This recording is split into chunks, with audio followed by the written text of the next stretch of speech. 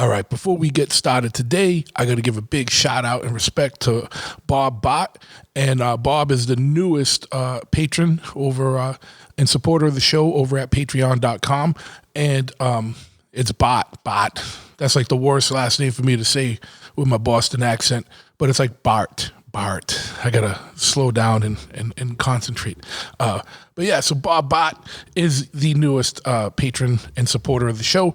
If you don't know what I'm talking about, Patreon is a way for you to, as a listener and consumer of this material, to be able to support the show financially and help the show continue to go and grow.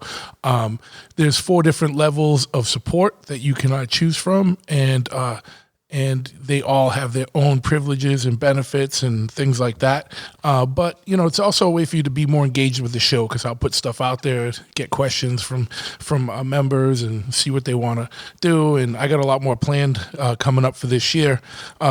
So now's the time to get involved. Go over to patreon.com/bigtruth and you can check it out there. Again, patreon.com/bigtruth. Now, if you're looking for some motorcycle parts or you need some riding gear or whatnot, you need to check out oldbikebarn.com. Well, just Old Bike Barn over at oldbikebarn.com and on Instagram at Old Bike Barn. They got everything you need for your custom bike, your chopper, your cafe racer, desert sled, whatever, you know, stock bike, especially all that hard to find old stuff for the old Japanese bikes. You can check them out there. They got a lot of that stuff that no one else has. So Old Bike Barn at oldbikebarn.com. They also have their own line of leather apparel and stuff and knives and under the White Knuckler brand, all kinds of rad shit. So just check them out. And they're also good dudes and very involved in the scene and very supportive of the motorcycling scene. So they're good people to support. If you're having problems sleeping or you have inflammation problems or soreness, you know, muscular stuff, anxiety, depression, things like that, and you've heard about CBD and you wanted to get into that market and check some CBD oil out, I can tell you for sure it helps me with gym recovery and also for sleeping. You need to check out Crater Lake Clear because there's so many CBD things on the market, and you can go down to your local convenience store or bodega and they got all kinds of shit there. I guarantee you a lot of that's garbage. This stuff is made from pure ingredients through pure processes. You go over craterlakeclear.com, they break it all down scientifically and tell you why there's the CBD oil that you want to check out. So check them out, craterlakeclear.com, best in the market. If you know, I know we're still in summer here. It was humid as fuck today. So if you got a dirty dingus and you look like an extra from Woodstock, you need to go to Manscaped at manscaped.com and get the Lawnmower 4.0 and trim your shit up. And they got these scientifically developed blades that are made out of ceramic, so they are less apt to cut or scrape or scratch or cause any kind of ball blood to show up on your fingertips. So check them out at manscaped.com. Lawnmower 4.0. They got all kinds of other products you'd probably be interested in. But yeah, you know, your significant other will thank you very much for getting rid of that for deforesting that fucking jungle. And if you use the promo code BigTruth at checkout, you get 20% off your order and free shipping. So go to manscaped.com, use the promo code BigTruth at checkout. You get free shipping.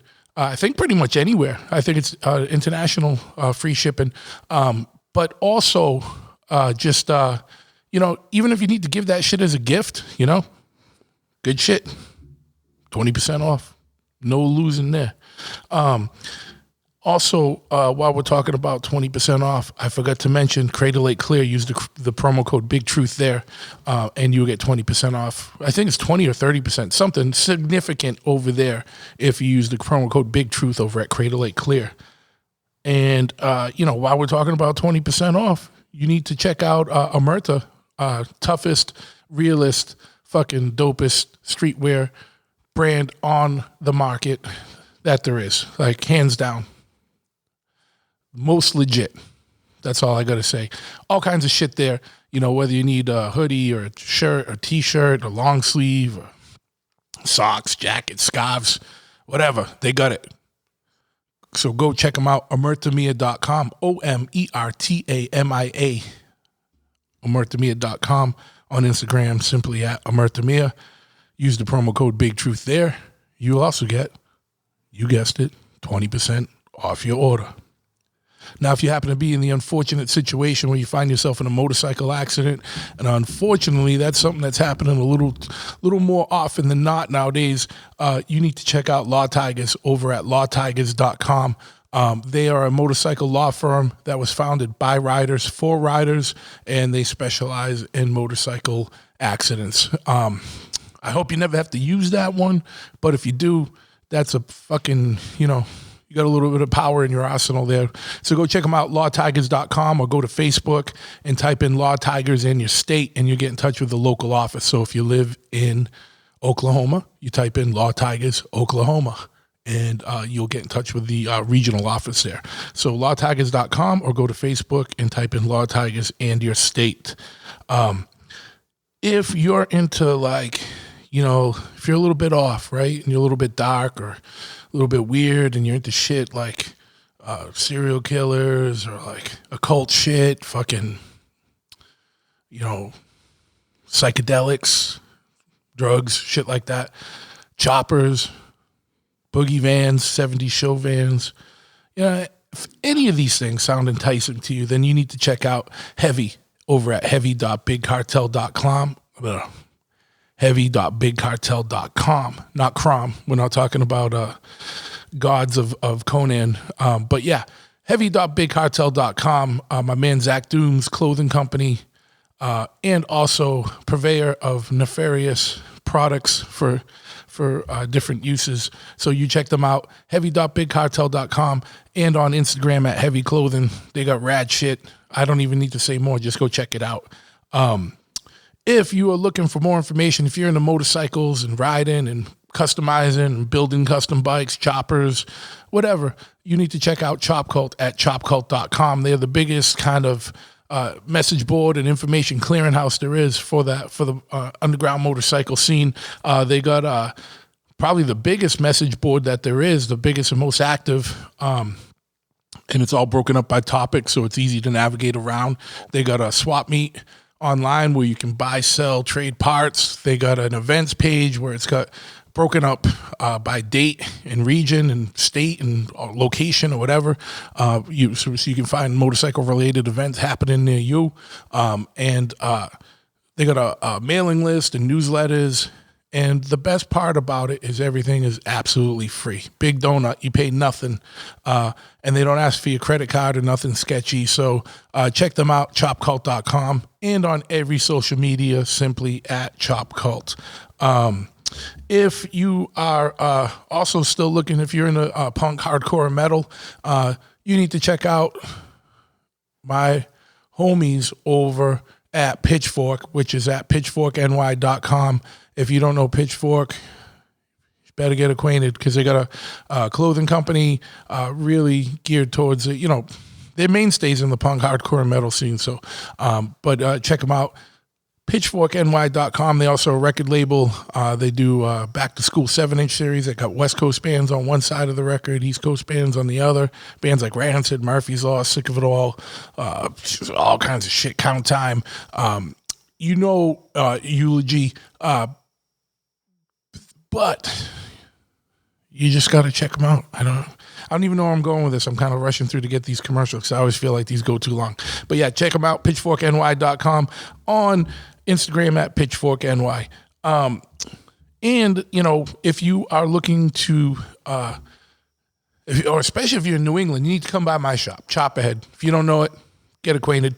Chopahead.com, spelt in the masshole way, which is CHOPPAHEAD. Again, CHOPPAHEAD.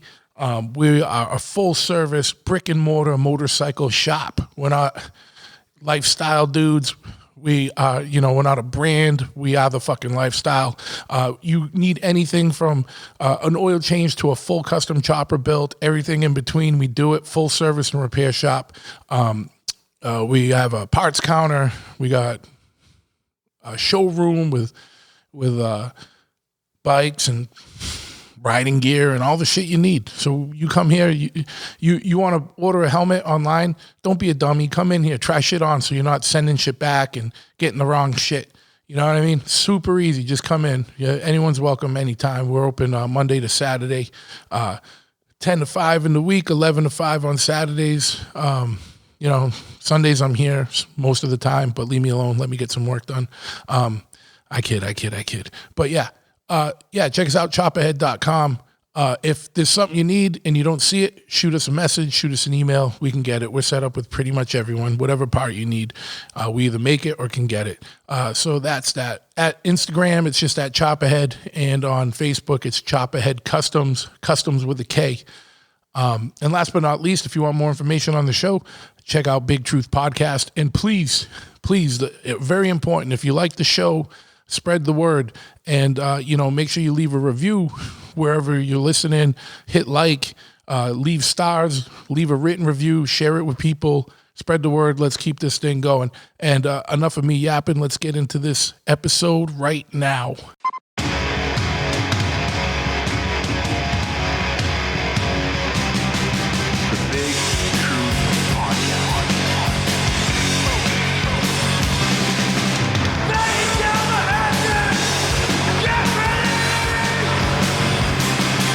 Sequence start.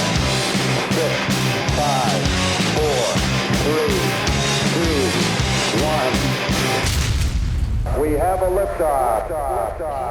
Yeah, once again, we have liftoff. I want to thank you for tuning in to this episode of the Big Truth Podcast.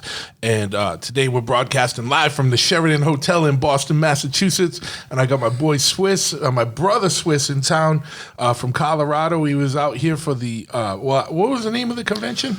Yeah, it was NECAN, New England Cannabis Convention. Yeah, and it was like a business-to-business like convention, right? Or was it like a business-to-consumer thing? No, it was more B2B, business to business. Like you got the cultivation companies there, light companies, extraction companies, security companies. More B2B, like you said, like looking out for like people starting up cultivation labs, licensed facilities out here, that kind of thing. Not more like the other side of the weed trade shows, like the high time shit. There's a big party. It's more, like B2B for sure. Yeah. And my other brother Dan, well, both our brothers Dan, fucking Tantillo from the tattoo shop. Who's my weed extraordinaire go-to person. Like it only made sense to have Dan sit in on this one with us and co-host and be the color man who adds color commentary and When he said he was doing this, I said, weed's my only hobby, man. You gotta let me come through. Absolutely. And so this little doodad here, we just smoked some. What did we smoke? Hash? Yeah, so that's that thing you're holding is called a Puffco. So it's I guess simply put, like an electric bong for concentrates. So it looks like a bong in a lava lamp mated. Had a fucked up baby. It does look like that. It does. And so we're just getting off a little slower today because I just ripped that, and I'm not a big weed guy, so it's that was hitting the head right now. That was, you said live. Yeah, that was shit. The jar's over there, away from the mic, but it's some live resin from a dispensary in Colorado. Nice. And I just smoked 2 blunts to my face before I came in here, so needless to say, I'm on one, and I feel like I just ate a beach towel. Get that cotton mouth. Get the cotton mouth. That's why I got the waters. Yeah. So you work for a company, ETS. Tell me a little bit, just I don't know, let's hear the background story of how you even got into, talk a little bit about what you do over at ETS, and then maybe just get into the background of like how you got involved in like the whole marijuana or cannabis industry. Yeah, for sure. So ETS is based in Denver, Colorado. I've worked with them pretty much since I started a company back in 2012 is when we really founded and started actually selling equipment and taking it like a serious business and doing all that. So ETS stands for ExtractionTek Stainless is the company name. What we do mainly is manufacture as an OEM extraction equipment for the legal cannabis industry. So like all the processing facilities, labs popping up, all over the country, probably find one of our machines there. Like we were talking about a minute ago, that's why I'm out here, is the NECAN Boston thing, showing off our equipment and meeting clients, old and new and whatnot. But we do that on the extraction side. I do a side company too called VetCS with my wife and a couple other partners. It's more on the CBD and CBD formulation stuff for horses, dogs, cats, humans. We can get all that, but ETS, kind of how I got into that or met it is, before I started working in the cannabis space, I've always used cannabis. It's been part of my life since I can remember.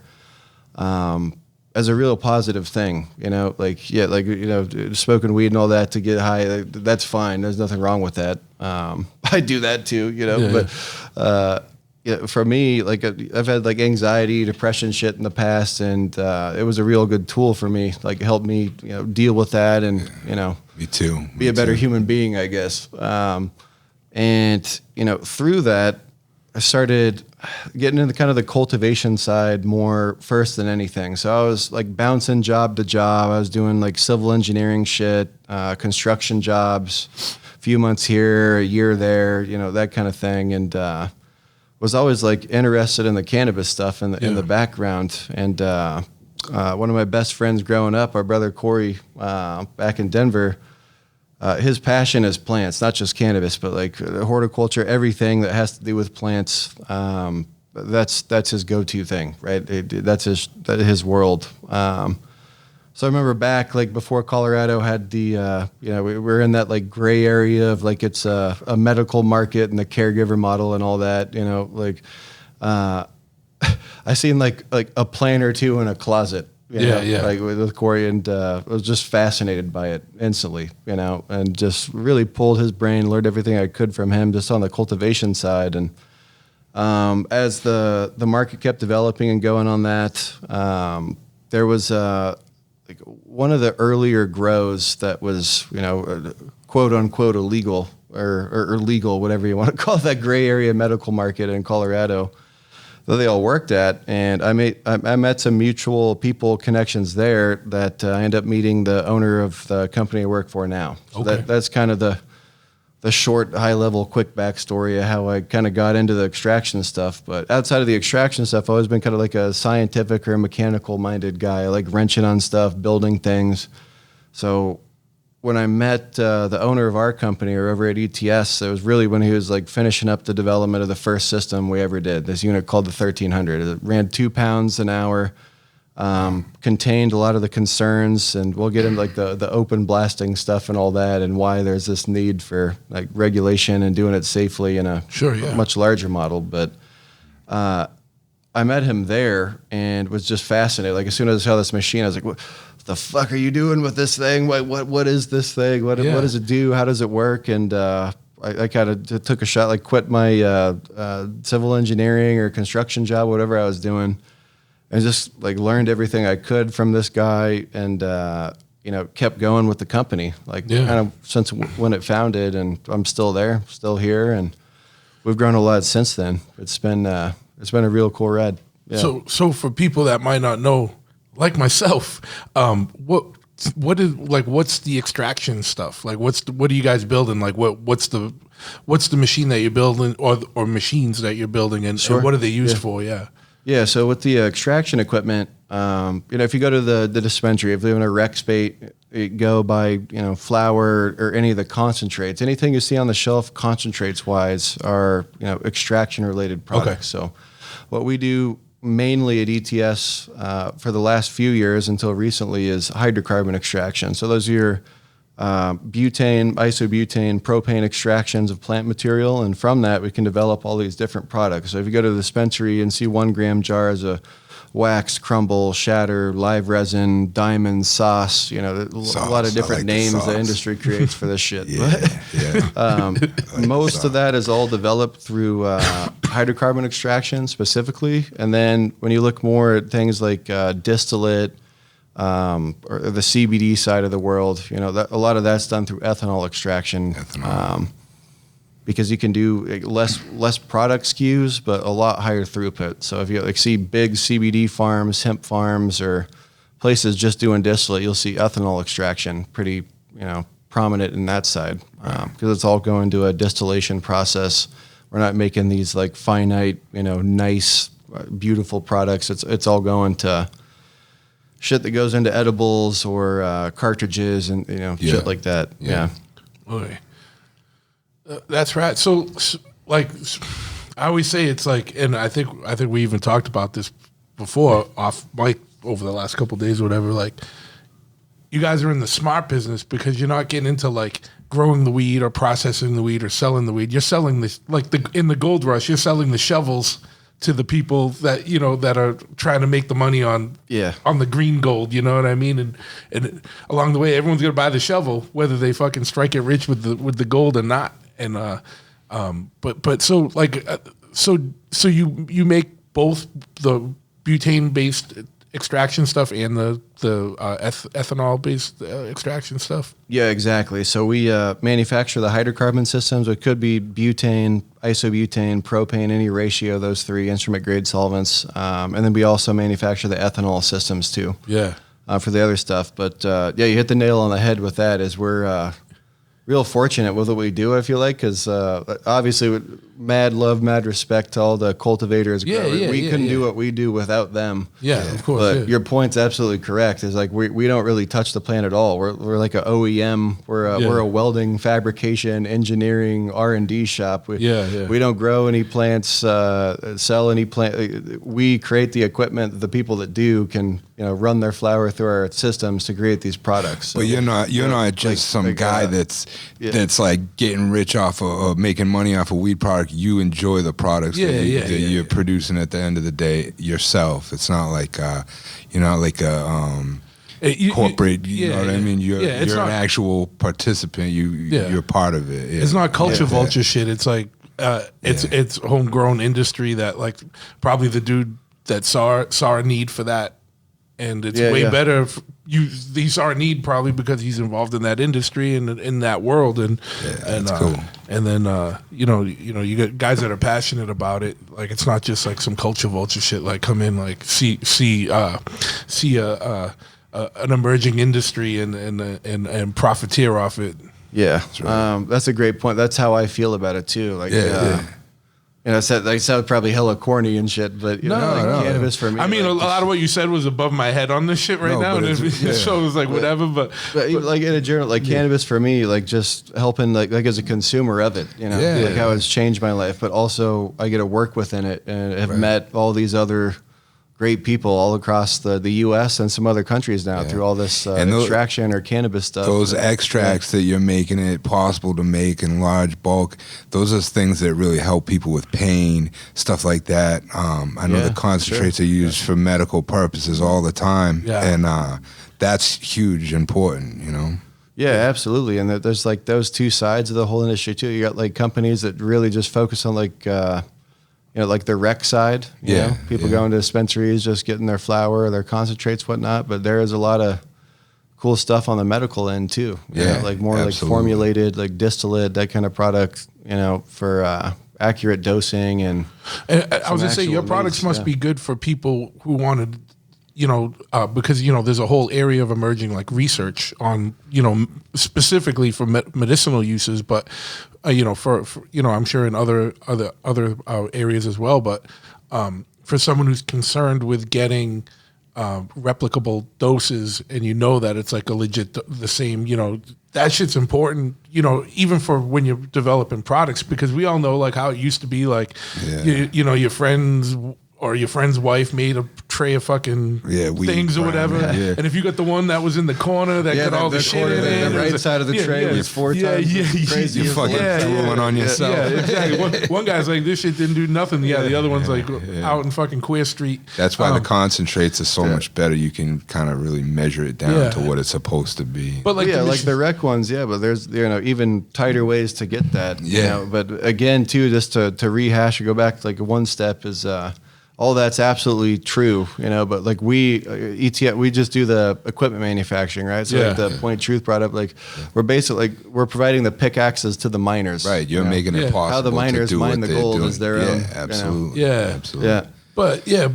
But like as things become more legit, it's more important that the dosing's correct and that and legit and people can be confident in that. Like, but now the stuff you're selling is like super large scale, right? It's not like it's not something a hobbyist would buy, right? It's more like.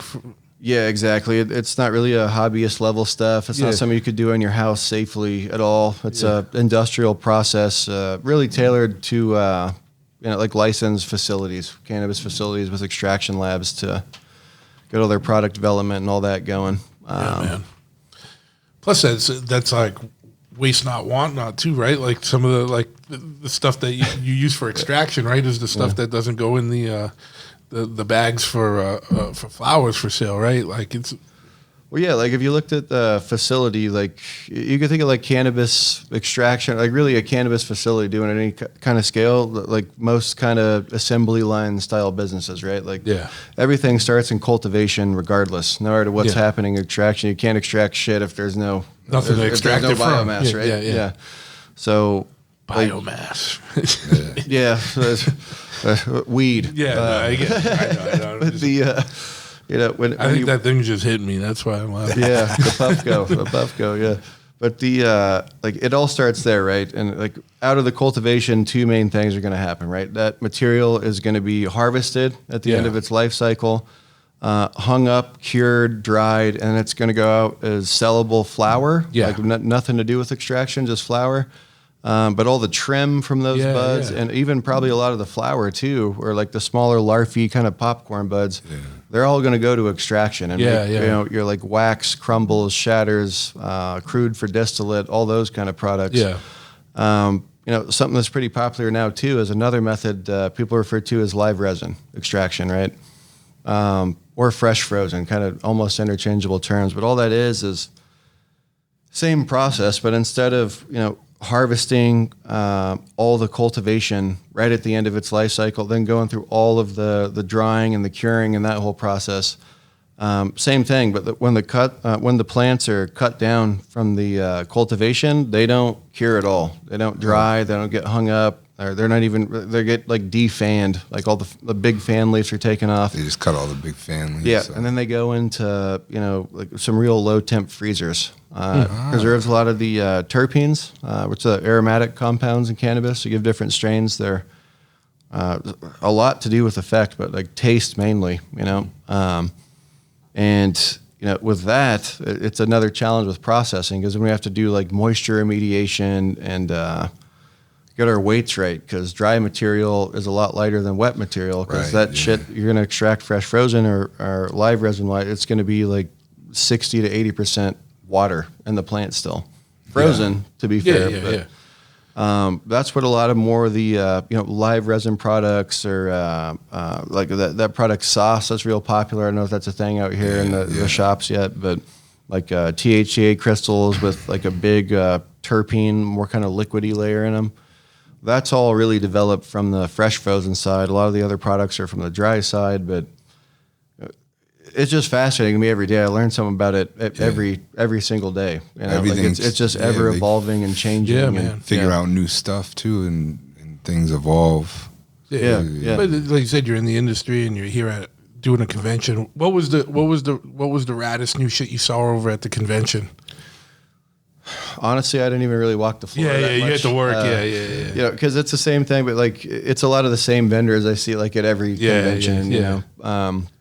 And not to toot our own horn, but we're usually like the guys developing like newer shit or something like that. I did see a couple cool things, like a lot of old faces and shit that because we'll work with some other vendors on if somebody needs a recommendation for like a cultivation company or architectural firm or like all the stuff that goes into building a lab. It's not real different than any other business. You start doing anything, like you got to find a building, you got to go through permitting and go through all the hoops. It's just So it's even down to industry now where there's like architects that specialize in weed processing facilities. Architects that specialize in labs and cultivation. Regulatory compliance is huge because it's weed, and this is a pretty common theme, like in all legal markets, no matter what state you're in, is they regulate the shit out of anything that has to do with cannabis. Not just like for the consumer, the end user, but the labs, the cultivations.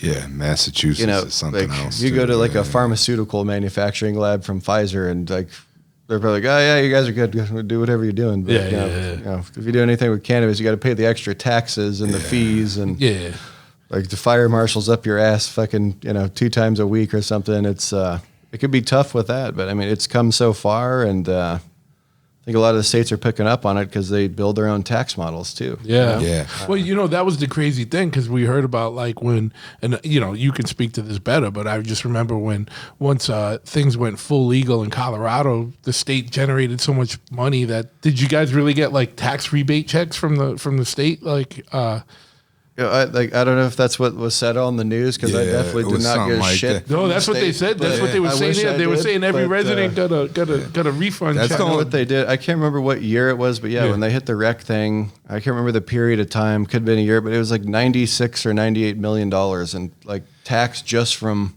And that's the only reason Massachusetts made it legal. Once they heard that they could tax the shit out of it, that was the first. They're like, oh, Colorado then you made so much money. They're adding like a whole lane to C470, like a highway, or like rebuilding roads and schools and shit. So I think a lot of the money's actually going to good purposes. That tax revenue to build the city up. I'm sure a good chunk of it. Well, the other money's already spent lining everybody's pockets. So. I was gonna say I don't think in Massachusetts it'll be as used benevolently. And I mean, and if it has been, I haven't seen it. Like because obviously, it's funny because like, like people get like, you have a credit card, right? And you want to see the charges, or like, say you have a family credit card, you want to be able to see the charges and where things are, right? Taxpayers are the only one where it's like we just give a fucking blindly 30 to 50% of our income to the government and just hope that it's going to go to right places. You got no say in where it goes. You got no there's no, you can't see the records, be like, hey, where'd my money go? Like, what did it go to? You don't. And we just blindly just accept that now and whatever. I'm not trying to get over there. Yeah, but it's come a long way in Massachusetts all the same. Like, I didn't know if I'd ever see it in my lifetime come to a point where it's legal. Now we just got to work on making it where you can smoke certain places now. You can fall down drunk at a bar, but God forbid you light any kind of weed up, and you know what I mean? And it's like, it's not the same. It really fucking isn't, you know what I mean? And people look at it like, they're like, oh, it's like, we'll treat it like it's alcohol, but it's not. It's a lot safer, it's a lot better for you and stuff. So that shit's crazy to me. Yeah. But Colorado, like, when you're walking around and you could like smoke, when you're downtown or whatever, you could walk around and smoke. It's not like drinking a beer in public, right? I don't know. Maybe that's legal. And honestly, I'm not even up to date on like whatever the current like actual laws are. Well, yeah, but they don't bother. I could tell you, like, if you're walking around in Denver, like smoking a joint, like walking down the street, you're probably not going to get bothered. Right, and even if you do, I mean, they might like put it out and leave you alone. Like, it's not even worth their time to try to write the ticket. Not 100% sure, but like I've smoked on the patio at the bar. And I think it's more up to the bar's discretion. But if you're not causing any problems, trying to hurt anybody, you're just chilling. It's the same thing as like somebody smoking a cigarette on the patio at a bar. Well, and I think there might actually be like some legal shit or updating with that, or did. Again, I'm not up to them, but it's pretty. You'll see it walking around Colorado for sure. Denver. I saw a thing in the news that they were saying in New York they were having some fair, and at the fair they were going to make a section for smoking weed because they just decriminalized it and made it so you could have it for recreational. And someone was saying, "Oh, that's what they need to do in Massachusetts," but it's true. They got to take into consideration the people that are using it for medical reasons got to take their medicine at certain times. You know what I mean? You got to have a place where they can't be bothered. And but if it's outdoors, it shouldn't matter anyway. Well, what trips me out too is sorry to interrupt you, but on that note, Dan, up in like we got some business up in Canada, so I've been up there a bunch over the last few years, and in BC when you fly into Vancouver, like Canada federally legalized everything. I saw that. So yeah, that's it tripped me out the first time I saw it. But you fly into Vancouver Airport, and like you go look for the smoking lounge. Yeah.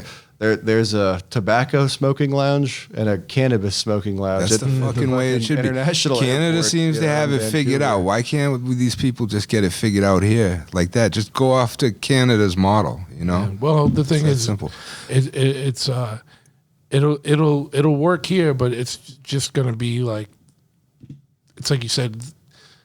There's gonna be a tax grab to it. Like they got to figure out how to make the most money off it before things will happen. The good thing though was with states like Massachusetts and other states where it's become decriminalized or legal.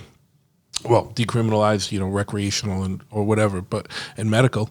That there can be more research done with it now. You know what I mean? Because like the problem is, it's hard to do large scale studies with substances like cannabis because it's still federally put as a class 1 substance, right? And so it's hard. Class, it's right up there with the crack and heroin. Yeah, exactly. That's crazy shit. Which is insane. Retarded, Insane. yeah. But it's like as more and more states decriminalize it, like I think in that state, you could probably do more research, like on, and then continue to show benefits of these plant-based medicines. You know what I mean? Did your company deal with Canada? Did you send stuff up there? And Yeah, we've got some labs who work up there, like provide all the equipment and extraction and all that kind of stuff, which is great. Yeah, that's It was a cool experience to be able to go up there and kind of see how it's done on that side. The one big thing Canada fucked up is like you got these massive like publicly traded companies up there, right? Like the Auroras and the Canopy Growths and the Tilrays and whatnot, and massive like hundreds of millions, billions of dollars put into some of these facilities up there. Made these beautiful cultivations, giant extraction operations, and there's a bunch of them. But you look at Canada, I think there's more people in Southern California than the entire country of Canada. Oh, it's sparse. So like, where are they going to sell all this fucking weed to? Like, there's not the base, So they flooded everything. Yeah, so there's not that many people. Then you also look like at like where all the people are, right? You got Toronto. So weed's probably cheap as Vancouver. fuck in Canada, then, right? Because I'd assume so now. I'm not sure, but like they have all these massive companies doing these giant, projects, but there's not enough people there, and even within those people, that's like a percentage of how many of them are even gonna go buy something. Yeah. No, when you said Canada made everything legal, you mean just cannabis related, right? Or did they do it with all drugs? As far as it's just cannabis related, what I'm talking about. But the other benefit they do have from that, and they kind of got on the forefront of the model, is they stopped looking at like just their own country. Like they're going to be able to do like GMP, C and GMP export to other countries. Yeah. Which are some of that already happening, but that's that's what you're saying, right? They're already sending a bunch to Germany or some shit. Yeah, so that's going to be like the next big thing coming up with that. Export, import. I mean, it's the whole industry in general. Is there's a lot of like M&A consolidation, kind of activity going on right now. Not just in our niche on the extraction side, but like the big U.S. companies, the big Canada companies. Things are acquiring other things, and getting dialed in for. I think what's coming in the future. Like people just keep getting more comfortable at regulatory agencies.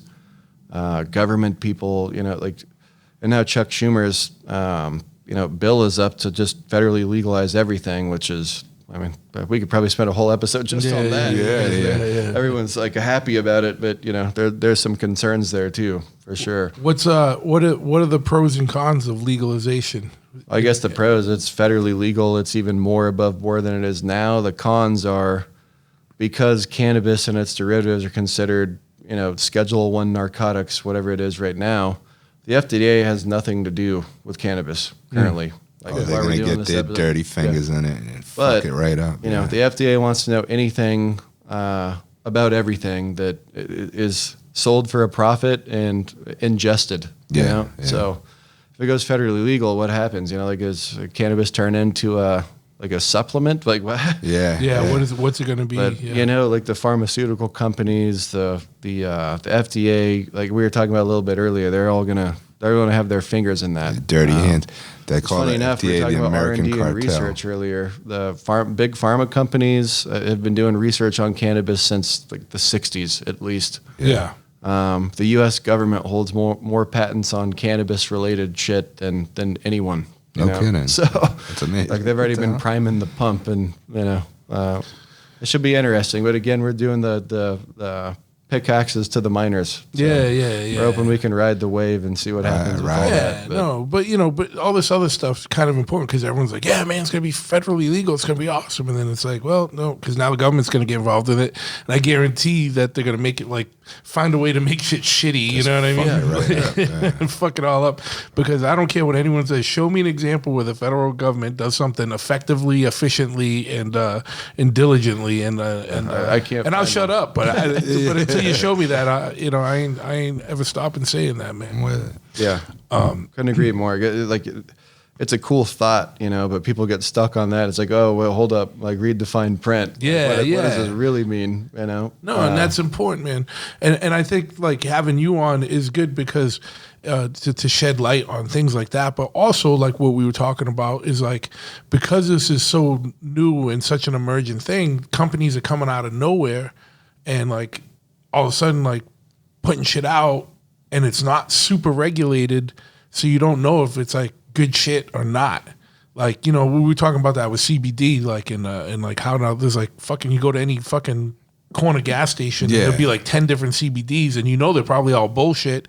But like, what are the things people should look out for with any kind of cannabis or CBD product, and like are there ways to tell if something's bullshit or if something's like legit, or like what I mean? Because you don't want to be smoking fertilizer, you know what I mean, or anything like that, or taking a tincture of it, Yeah, that's a great point. And it really splits down to two main sides. Is like when we look at the like the regulated market, and by that I mean like all the people doing THC cultivations, like all the dispensaries here, the dispensaries anywhere, those are all highly regulated. Yeah. Mass has their own, law enforcement agency that looks over all that shit, just like Colorado and just any other state doing it. If you're selling anything in a dispensary setting like that, with THC content, it's actually pretty damn regulated. Like not just the flower, but all the concentrates. They have to have residual solvent testing, microbial testing, all these different steps for it to even be allowed to go on a shelf. Every product's got a tag on it that's tracked through a state system. So there's two big software applications. That one's called Metric and one's called BioTrack. So Mass, they use Metric, but like any dispensary selling anything, like a gram of flour, an eighth of flour, an ounce of flour, any concentrate, every single thing has its own individual tag. It's tracked the entire system. The state can see anything, come ask you where any lot SKUs are whenever they want to come in. Wow. All the way even in the cultivation, every single plant, every clone, every vegging plant, mom plant, all have these metric tags. So they've got that shit like way overkill, like on lot. And those tags can cost like 20 to 50 cents a piece. So that's probably why stuff in the dispensary shit is more expensive because there's a lot more regulation and a lot more tracking and whatnot. That's one side of it. But you brought up a good point with the CBD side is a whole different animal. Yeah, CBD because it's isn't on that list. Yeah. So like CBD can be shipped in the mail. I mean, and it's not regulated. It's not regulated. Like CBD grows for like hemp farms and that kind of stuff. Just to hold before you go, for people that might not know, CBD is just a cannabis derived product, but it has none of the properties that make you get high in it. So CBD is a cannabinoid. Yeah. So cannabis, hence the name, contains cannabinoids, right? Yeah. So the one everyone knows is Delta 9 THC, or just call it THC, right? But you got CBD, CBG, CBN. There's all these, a whole plethora of cannabinoids and other forms. When it comes to CBD specifically, it's a non-psychoactive cannabinoid. So you don't get high off it, but it has pretty prolific effects on wellness and health that I can't deny. I take it myself, and I'd have a side business doing this for animals, humans, and with great success so far. which makes you feel good. Like you're helping people at the end of the day with stuff, and helping myself. I take it every day. But And the animals too. The animals. Yeah, the animals. You got a, honestly, you got a like, I care nervous more dog? about animals than most human Yeah, beings. me too. you On know? my animal. On my animal. Yeah. I need some for Freya, man. She's a fucking jittery dog. She is a jittery but, dog. But what's I know we're kind of bouncing around a lot now, and I'll try and keep it like Yeah, the going. Puffco got me too, man. I'm sorry. No, it's Down cool. the rabbit No, hole. but no. So so basically, just for people that don't know, CBD stuff is just cannabinoid based, but it doesn't have any of the psychoactive stuff that makes you get high. But it has so many effects, like both like mentally and physically, like because it's like it can help with anxiety, depression, but it also helps with like inflammation. Like I got arthritis in my shoulder from a weightlifting accident. I got my hands are fucked up and whatever. And like you take that, everything does feel better. It's crazy. Yeah, I'd say agree with all those points, but inflammation specifically, it's one of the strongest anti-inflammatory compounds like we know of from nature. It's amazing. And when you think about like what's inflammatory, like that's what a lot of major diseases are, right? Yeah, like, whether it's like you said, like you're lifting and starting to work out again, it probably helped with that, just like inflammation from that. But anything in between, if you look at cancer, what's cancer? It's cells' ability, they lose their ability to control their own growth. It's an inflammatory condition. Good idea, not to go too far down this rabbit hole, but it's fine, man. We can go down whatever. With cannabinoids, period. The human body, we have receptors in all of our major organs, CB1 and CB2. They're only there to absorb and process cannabinoids. Yeah, it's so crazy. I could give you it kind of makes you trip out a little bit and think about why are those there? Out of all the plants the on human Earth, body's evolved to build these receptors all over your body. That all they do is receive cannabinoids. Yeah, that's it. All the plants on Earth, and we have something to. I'd love to know where that came into play, where the first person was like, "Oh, let me try this." Yeah. This plant. It doesn't look much different than all these other plants, but I think I'm gonna try it. Yeah. And hopefully it's not poison, and then it helps them. Yeah. But back to your point, Drew. Sorry, went down that one. But when we look at CBD, it's not nearly as regulated, not even close to the THC side. So, although it definitely has, in my opinion, some for sure medical value, just life value, preventative value for sure. The problem is because it's not so regulated and got so popular so fast that there's a lot of snake oil bullshit out there with CBD, right? Yeah. So if you go on your fucking phone with the Amazon app and type in CBD oil, you get 2,000 pages of results or something, right? Yeah. Sounds like someone just did. Well, a lot of it's just low grade, middleman to middleman to middleman to middleman. There could be heavy metals, pesticides. Jesus Christ. One dose could be different than another. All over the place, wildly. What's important if you're looking for CBD products is, get to know the company. Like if you can't call somebody at the company and actually talk to a human being on the phone, I wouldn't fucking buy it. Or see any kind of analytical results, on the products. So you were saying your company.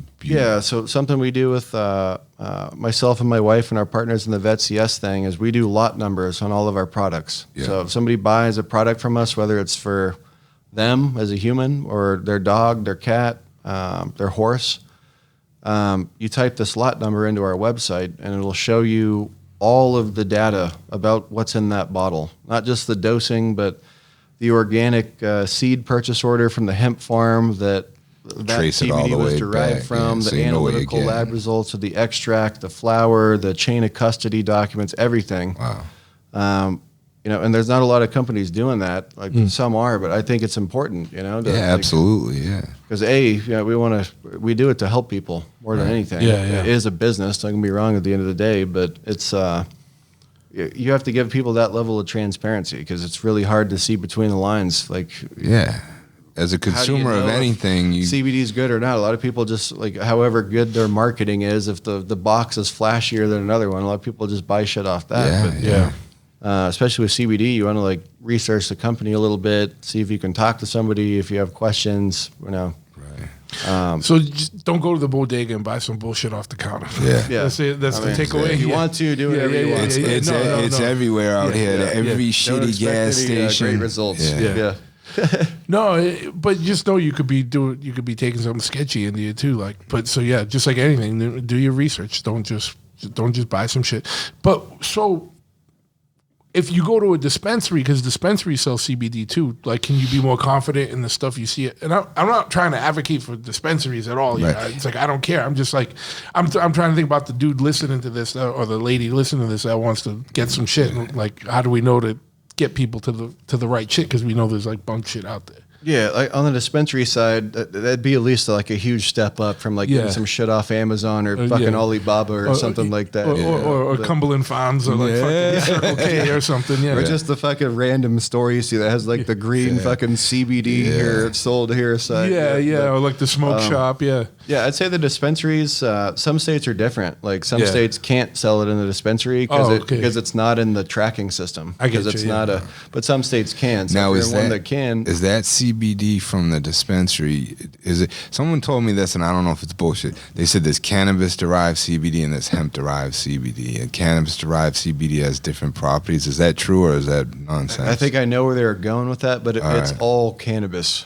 All right. Like there is no marijuana. Like that's not cannabis. A made-up word our government created to make it sound bad and like it was from Mexico and shit back in the day. But it's all cannabis. Right. All right.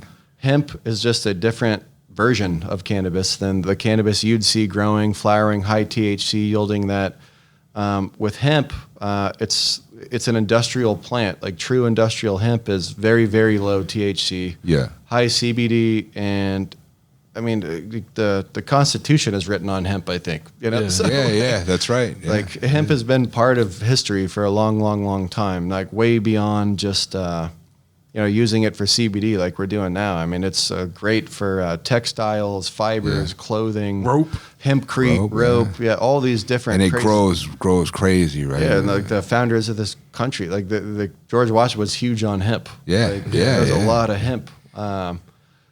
Where that turned into like cannabis is like hemp is different. I don't know because it's all the same. Yeah, you hear stories of paper, right word. Tycoons and shit. Hearst of the newspaper company that they were the ones that demonized it to so that people would buy paper, tree paper rather than hemp paper. Yeah, maybe what it was talking about was like true industrial hemp. That people grow more for fiber and all that. All right. For CBD too, it's still high in CBD, but then you have all these like crossover strains that have been bred and the genetics have been bred and bred and bred to get to the point where they're really, really high CBD. Yeah. Way higher THC probably than like an industrial hip strain or anything like that. But there's a lot of crossbreeding and, shit like that going on too. Yeah. So people are like, oh, I have a hemp farm, but there's not much hemp there, It's just like a high ass CBD strain of it's still like 10, 11% THC, and no one's really coming to check on them because they're not like regulated. Like Department of Agriculture is the only one that has anything to do with hemp right now. Oh yeah, as far as I know. And again, I'm not on the cultivation side, more on the extraction side. But you get a license to grow hemp, and that's it. Like there's not much other oversight. Does the CBD that has a THC content in it, does that work better for certain things? Or, in my opinion, I'd say it would. Like isolated CBD could definitely be used effectively, but there's a thing with cannabis or concentrates that they call the entourage effect, right? So if you're just taking one cannabinoid or one compound, it's not terrible. It's going to do what it probably should do, but there's a lot more effectiveness with a multitude of compounds. So like when you smoke flower, for example, right? Like if we just like rolled a joint right now and smoked it, there's going to be mainly THC in there, right? But you're going to have really trace amounts of CBD, CBG, CBN, all these other cannabinoids. And then even more importantly, all the aromatic compounds, the terpenes, which not only give like different strains their smell and their flavor, their aroma, if you will, but they also have effects. So like different strains make you kind of feel like a different high, more because the ratio of the cannabinoids and what terpenes and what ratios are all combined to make this overall effect. As one thing, the entourage effect.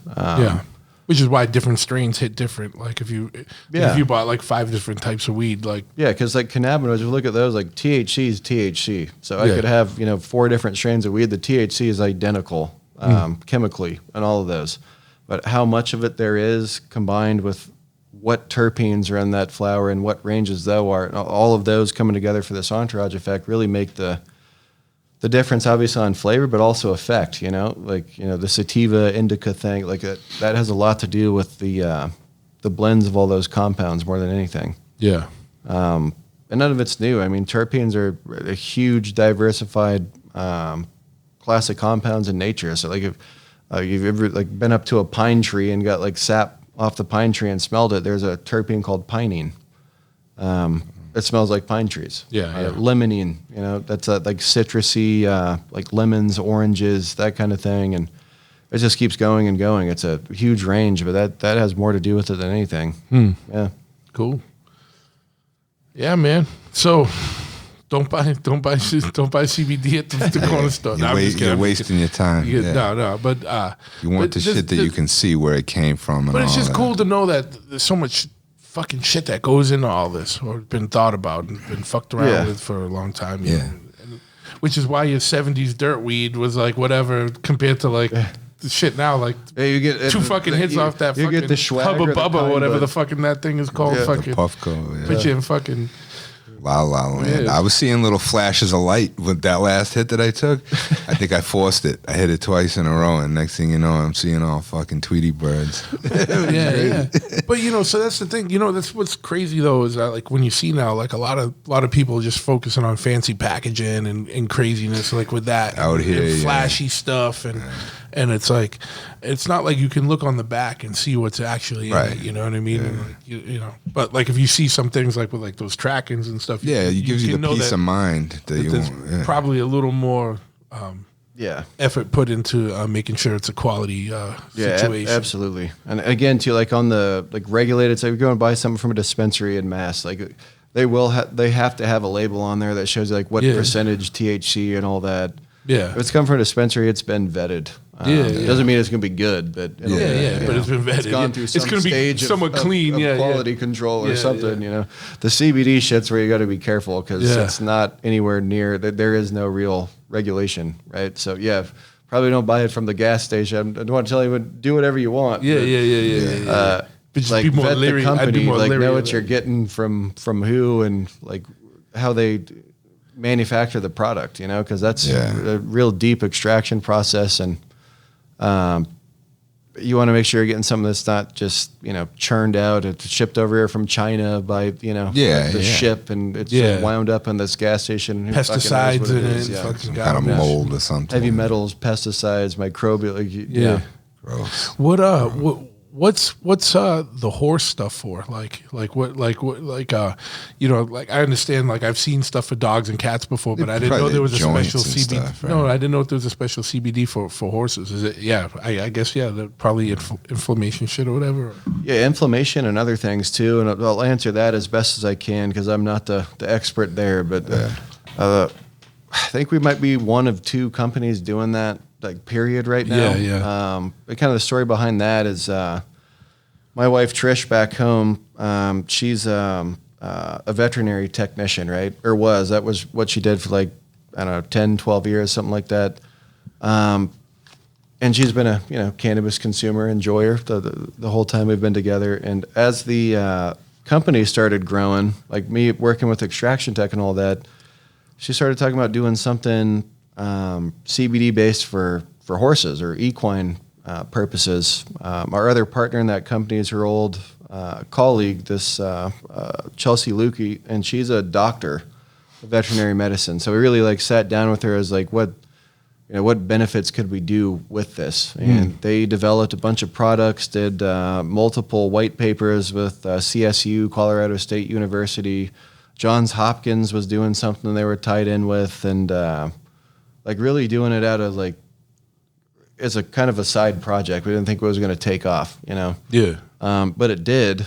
And once the horse thing started taking off, we're like, well, let's keep growing the company. So we started doing dogs, cats, and people, Yeah. because those are way bigger markets sure, than yeah. horses are. You know, like you've got like some high end race horses and like just people at the barns, or they go out to vet clinics and do like demonstrations and teach people about CBD and efficacy in horses and all that kind of stuff. But they've been doing a real good job on it.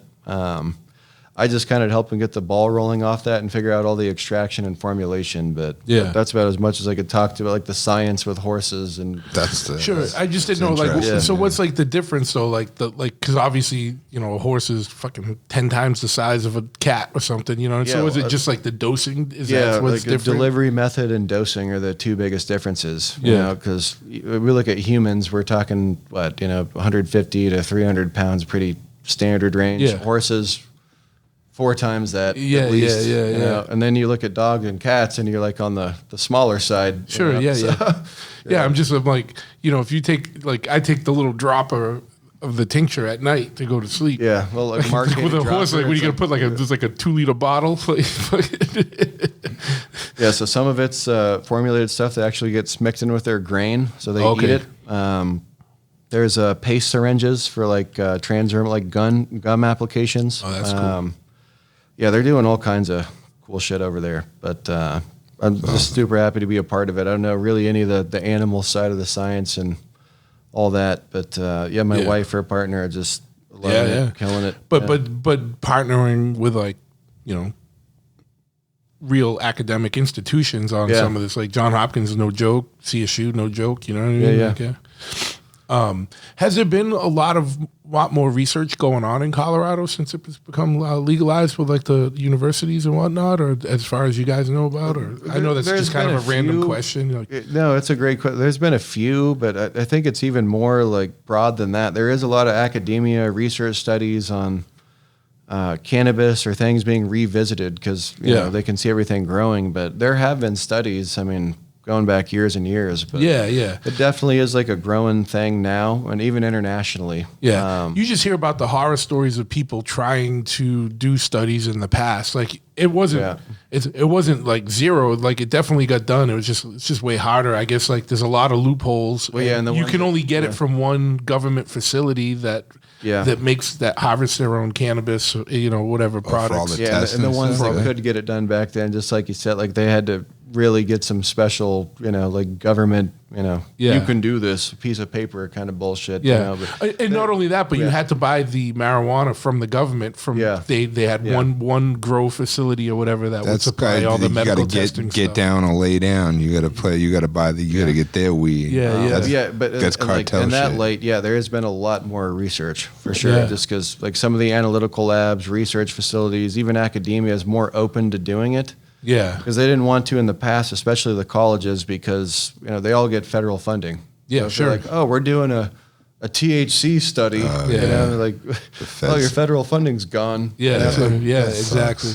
It just seems like now that more and more states have taken some actions, whether to decriminalize it medically or recreationally, it seems like a lot of the stigma has lessened. There's no more. What was that movie? Pineapple Express. No. The one in the 30s era, 40s. That was like the big one. Like that. Like Reefer Madness. Reefer Madness. Yeah. Like you're gonna chop somebody up with an axe and jump out of your window if you smoke weed. Yeah, but a lot of that seemed to have been like the stigma is kind of lessened, even with people that aren't, like smokers or partakers themselves. Like, well, the funny thing, I agree. Like the industry getting more streamlined and like publicly traded company, like it's being treated more like a business on that side. But even just the normal perception of it has definitely got a lot less, praise. Like even 10 years ago, people still like. I probably wouldn't go smoke a joint outside. I'd be like, someone's going to freak out. Or you come in a place smelling like weed, you get shunned. Now everybody's like, oh, you smell good. I get that at least once a day. I think it's like people in general are more, on the same level with what it actually is now. People just need to lighten the fuck up. Obviously, like all the states are, because they can make all that tax money off of it. Yeah, absolutely. They like it.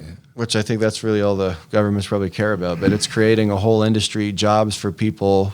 Me being one of them. Like I feel so fortunate to be able to doing it. Like I get to do something I'm actually interested in every day and feed my family off it legally, like that's awesome. in the light of day. You know, Living the dream, the weed dream. But that's awesome. how long has it been in Colorado now, decriminalized? Like full recreational? I should probably know the answer to this, but I think it was like 2007, 2008 is when they did like the medical model, the caregiver model, and then rec was a few years behind that, and that's when it really just started taking off. Yeah, somewhere between like 7 and 10 years, roughly. Ish. Yeah. But like anything else going on in the state with that? Like I'm just curious because like Massachusetts is like it's been what, like a year or two. Yeah, about that. Yeah. About so years, like it's just like, you know, like the evolution of what happens. Like, is it just like something that's not even like novel or thought about anymore? It's just part of life, part of the culture now, or is it like? Well, in Colorado, yeah, sure. I mean, like that's part of like the tourist industry there now too. Plus, you had an influx of people move and crazy made the real estate market crazy when it went when you were the first ones to go full wreck.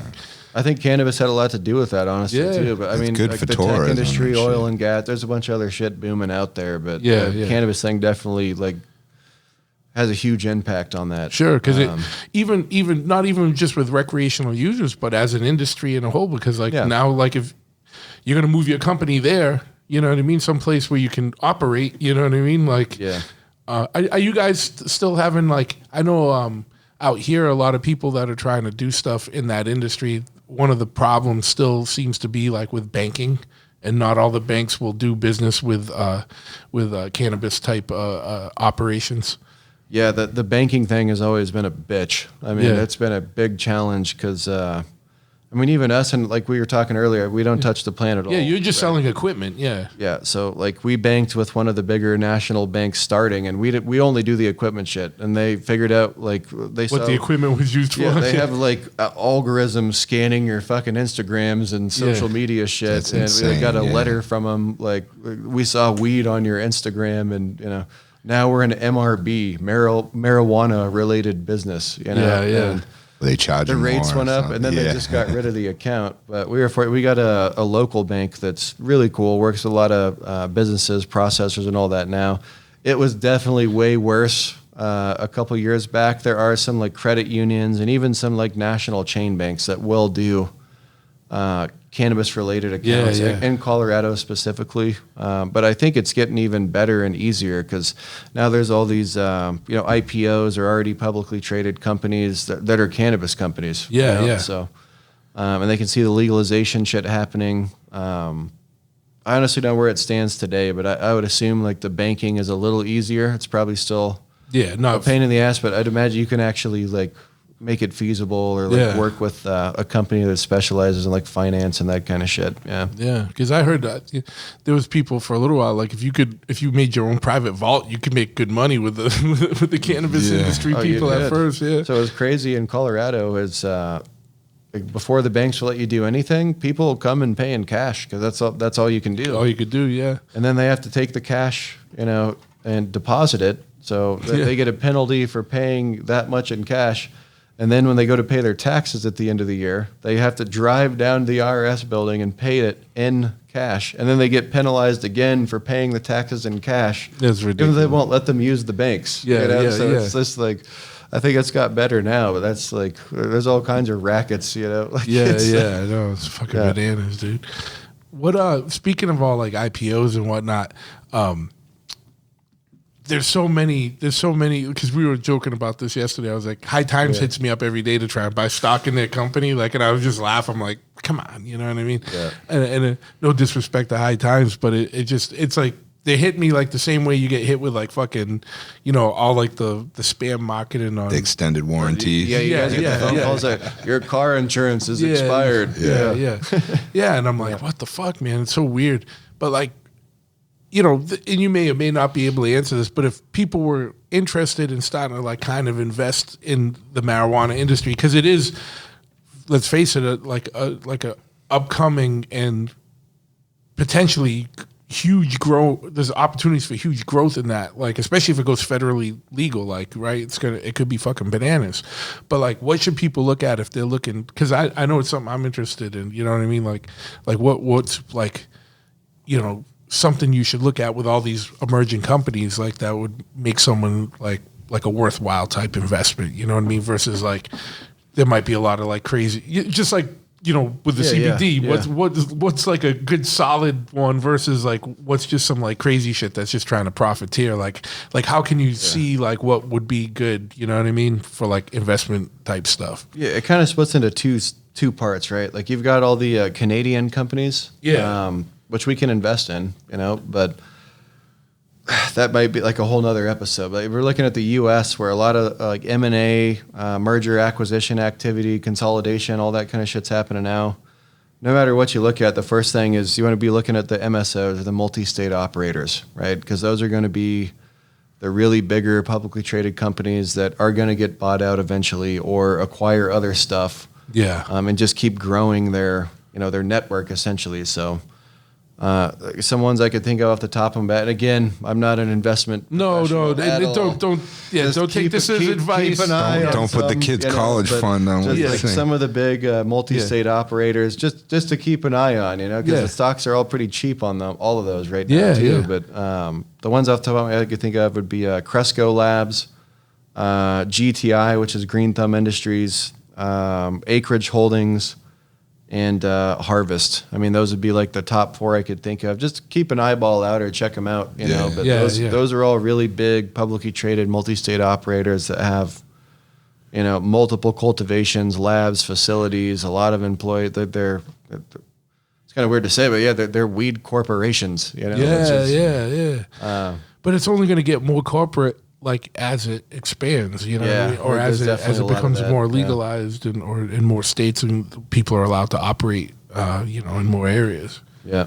But yeah, then the problem is like, you know, you get fucking some douchebags like Pfizer come in and stop buying shit up and fucking and then Marlboro. Somebody said, "Oh, before you know it, the big tobacco companies are going to be all the big like cannabis companies." Probably, yeah. I mean, it makes sense. You know what I mean? Like, well, the tobacco companies have been doing like cannabis research for a long time. Okay.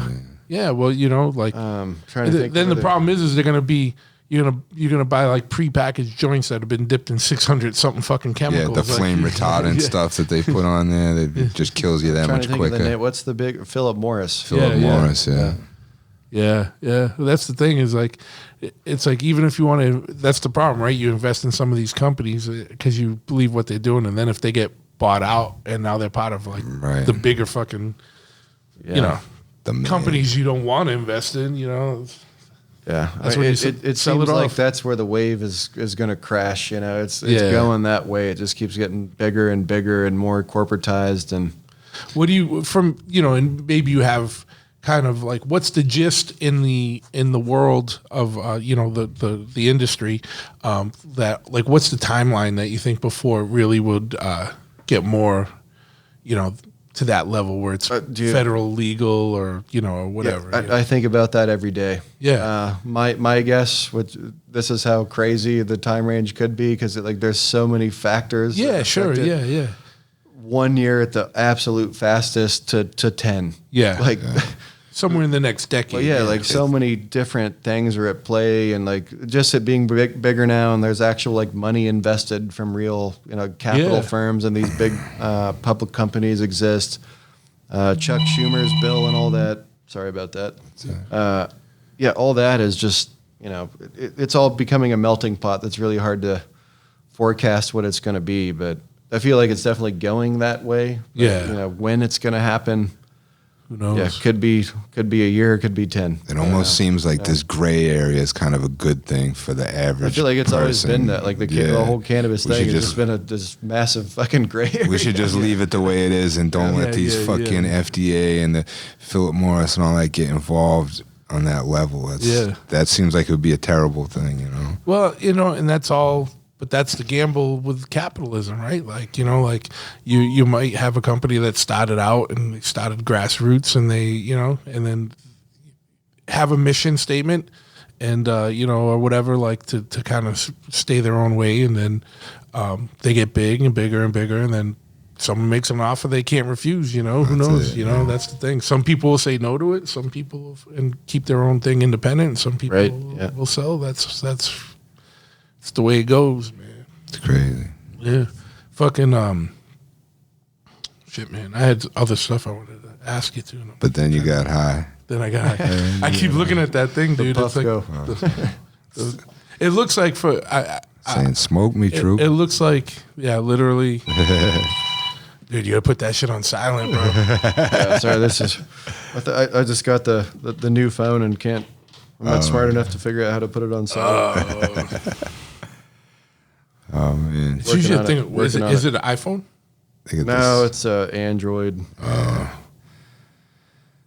I'm making sure. I'm just making sure mine's on silent too now. Yeah, it goes off a minute later.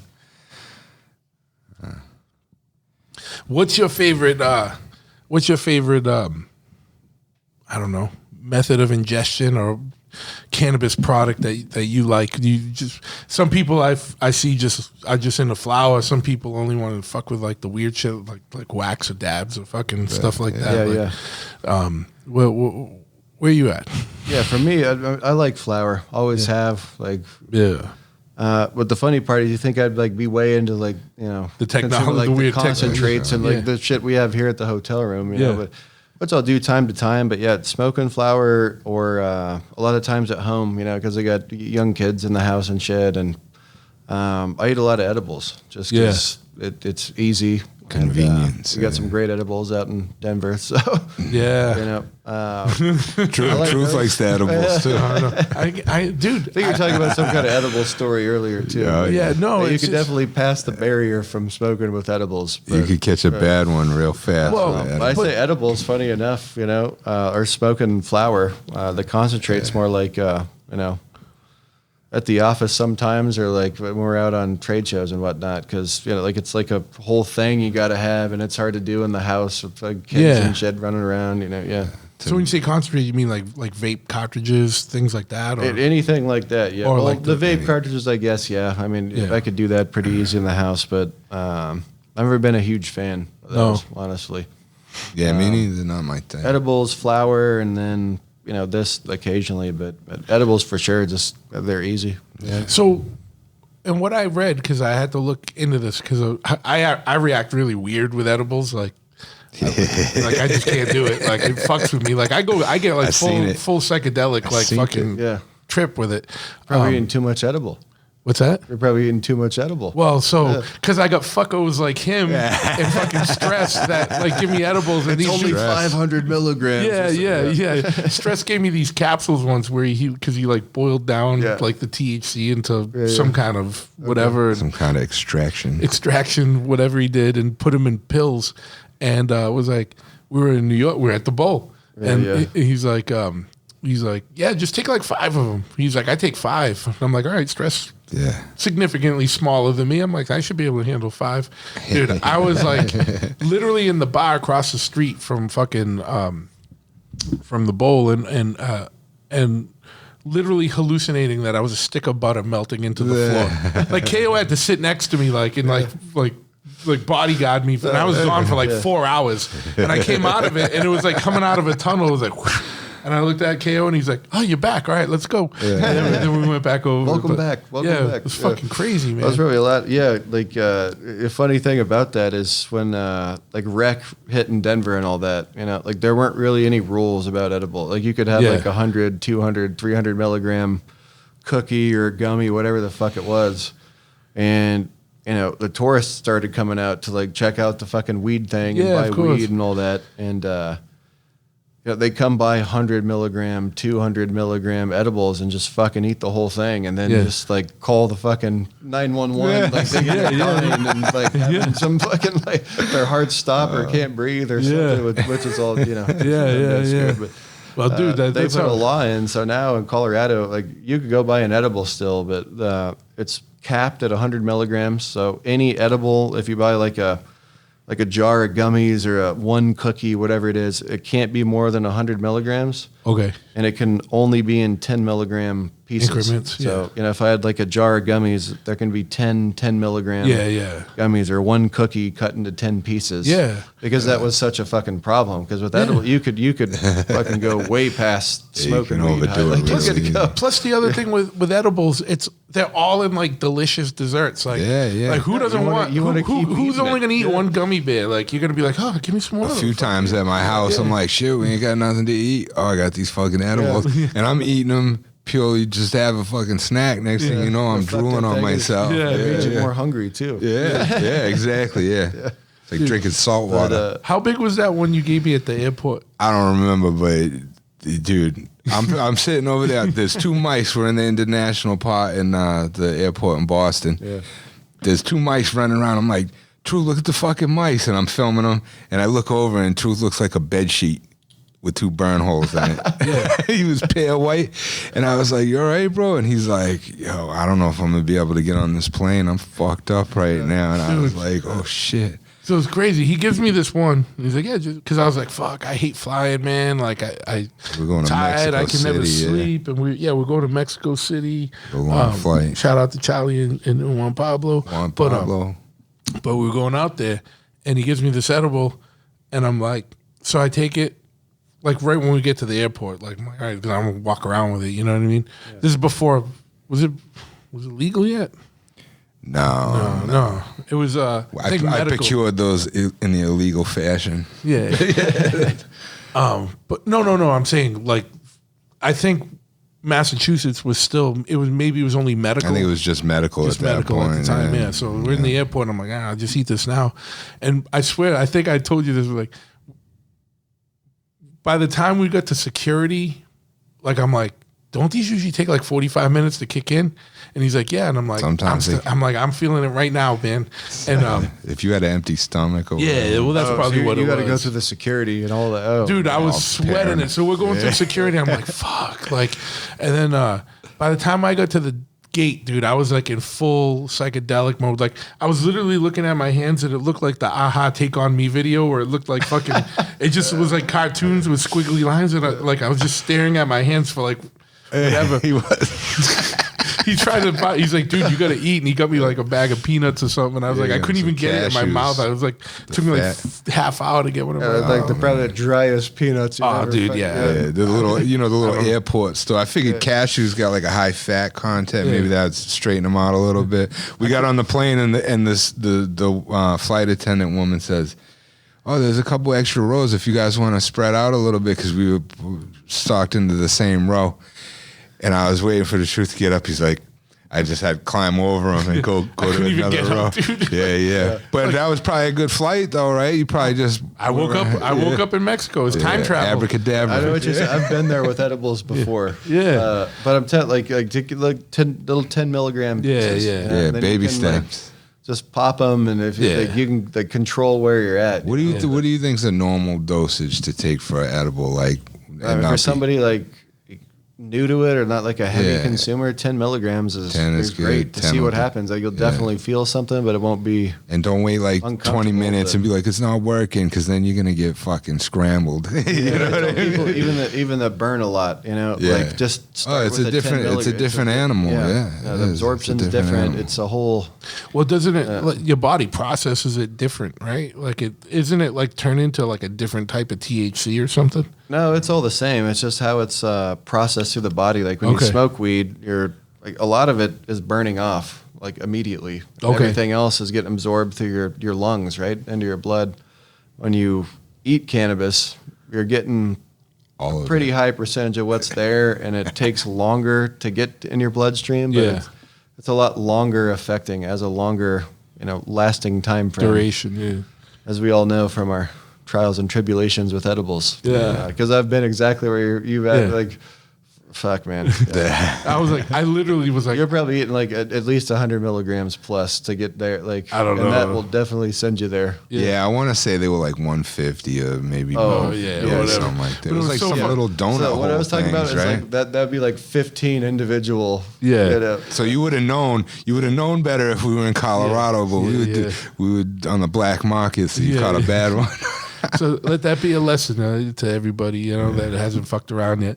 But dude, it was so fucking funny, man. Like when we got called to go, like luckily we had like an hour before we hit the board.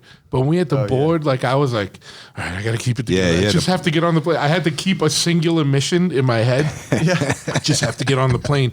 And I knew I like thought I was probably all cool, like not cool like cool guy, but like good. I look normal. Yeah. I know. I was like, all right, I think I got it. And I probably looked like fucking the scene where Hunter Thompson tries to check into the hotel on Fear and Loathing in Las with Vegas. the cigarette holder and the fucking. But he's all like walking all weird, like and a shit, lizard. like, You're walking around like a lizard. Yeah.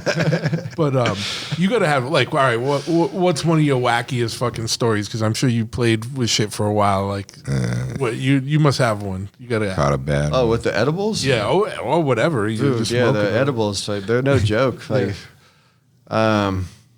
shit, like we were talking about earlier, like Corey, our brother from Denver, with all the horticulture shit. I mean, we made this shit cheese biscuits. So we made some cheese biscuit edibles.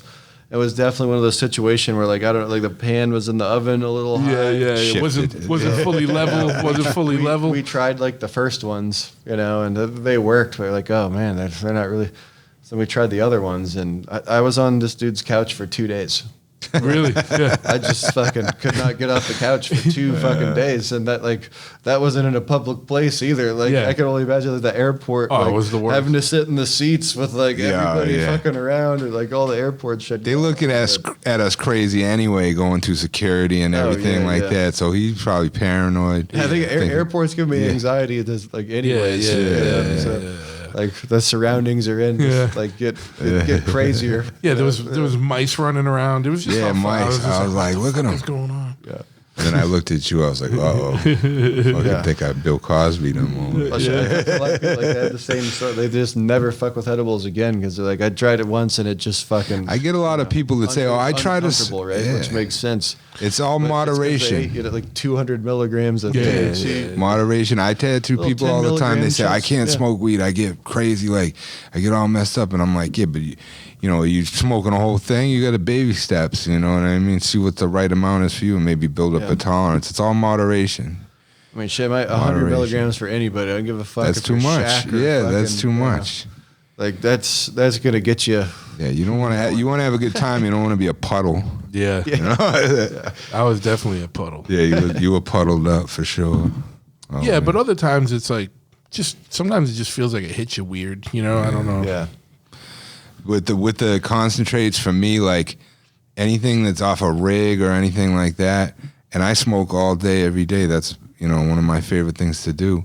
But that's way more intense to me. The extracts are good. You definitely get your money's worth with the extracts. You know what I mean? When you're smoking flower, kind of mellow, whatever, you don't even really think about it. But when I'm on a dab, or if I do some Depends on the whatever, flower too, though. yeah. No, I've had weed that put me on my ass, you know, all the time. We smoke good weed most of the time, you know, almost all the time. And then the extracts, though, holy shit, bro. Yeah. Yeah, it's Holy because shit. exactly they're concentrated, right? Yeah. It's like even like the great flower, you know, it's 25% THC, and that's really good flower. Yeah. If you hit 30, it's phenomenal. Right. You know? Yeah. But, Yeah. I mean, that's like the Puffco stuff. That's 68% THC. I like the extracts because you still get you can still taste it. Tastes good. It smells good. Yeah, you know what I mean? I'm the into flower. like all the science behind it. Like Yeah, that's what really like dude, it's amazing to drives me. my nerd brain about like all the Yeah. science, how it's created. I really don't even smoke extracts that much. Yeah, I do. Just the 'cause process, you gotta making it and test everything try is it, you know, super but, like science project. But I'm like you, bro. It's flower. Yeah, Edibles. Yeah, I love the flower. It was like that I ritual love you it. had forever too. You know, like Yeah, rolling yeah. it, Yeah, that's part of my like infatuation with it. Although sometimes I complain and I say I hate rolling because I've been rolling all day. Yeah, but you actually But love it. I do love it. I'd miss it if it was gone. Yeah. Yeah. Well, that's the thing. Like with all that stuff, there's a ritual to things. You know what I mean? And Oh yeah. Yeah. that's part of the ritual. Yeah, that's why it was so hard for me to quit smoking cigarettes. But like, I've definitely started smoking a lot more weed, like more than I already was when I quit smoking cigarettes. But I feel a lot better. I don't wake up choking in the morning.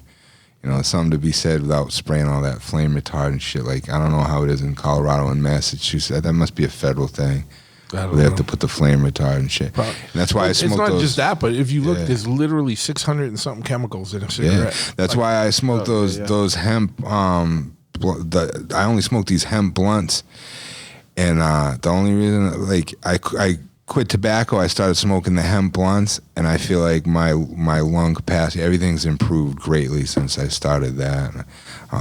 Out here, everybody smokes Frontos or backwoods, and that's like the most despicable thing you could put some nice flour into me. Wraps, yeah, man. Or the Fronto, the big tobacco leaf.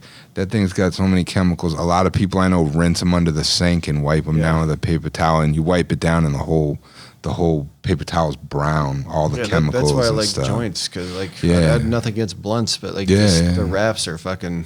I mean, you had those hemp wraps. Yeah, that's a whole different thing. Like, it's cool. There's like those are the only kind I like too. The only brand I like, and I've tried other hemp ones, and they're thick like cardboard. These are like nice and soft, pliable. It's like IKEA furniture. They fucking pull the hemp apart, smash it back together, and that's the wrap. But to me, I say it's like smoking my weed rolled up in weed.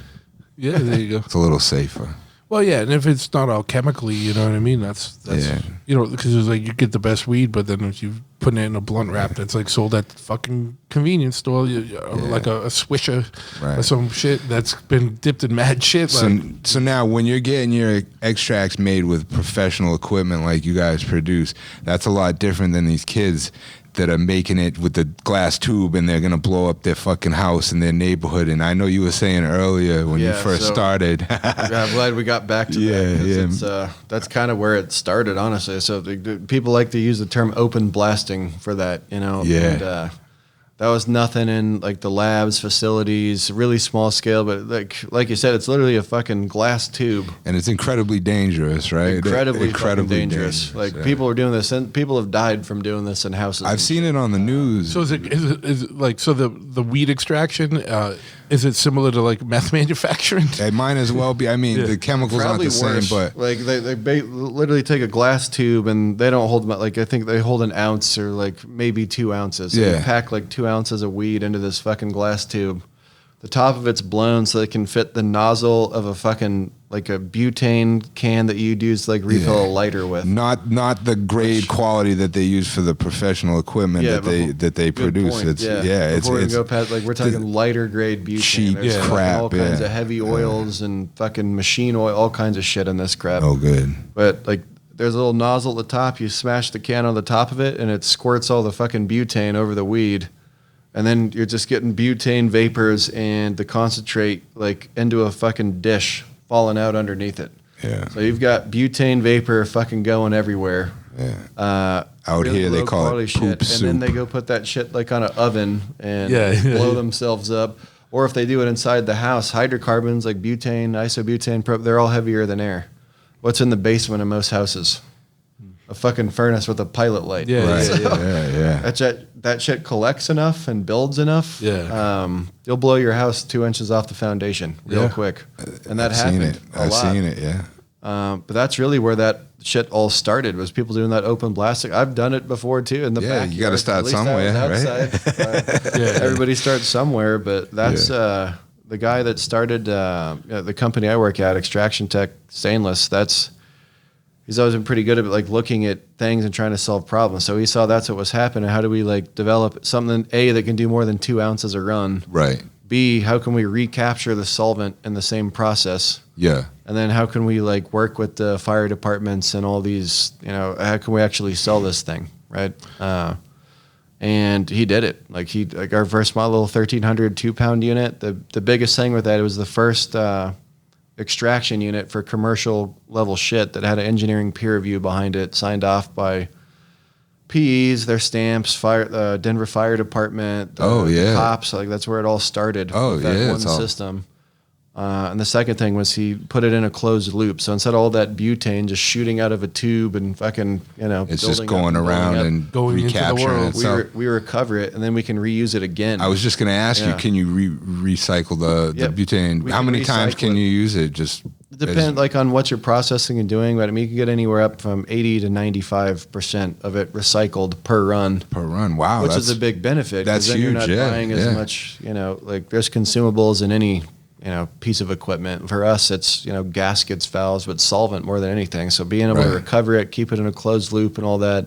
Oh, that's cool. It was huge to get it moved forward, and that was our 2-pound unit. And now, like, things have scaled up to much larger systems with that same technology, that same principle, what's same the concept. What's the capacity now? Well, what's the biggest one? Yeah, because I'm sure you got the biggest one we have right now is a 70-liter unit. So that's so 1300 was a 5-liter. So it's 14 times. The Puffco might be getting me. I don't know if you're the right. How many pounds of ganja does that equal out? You're getting about 30 pounds every. 30 pounds in one run? Every cycle with it. Wow. How long does a cycle take? On that system, depending on the solvent, different boiling points and all that. Roughly, anywhere from, let's say, 40 minutes to hour or 10 minutes. Wow, fast. So basically 30 pounds an hour. Essentially. Roughly. Yeah. Like, that's impressive. Give or take. Give or That's take, cool. yeah. Yeah, give or take. That's That's crazy. cool. And you said the first one you started with was like a 2 pound. 2 pounds. 2 pound unit. 2 pounds an hour. Yeah. That's impressive that you can get it up like that. And then that you can recycle everything. And that's just so much safer. And, nobody's going to be able to go out and buy one of these to do at their house or something like that. But trust me, you don't want to be made.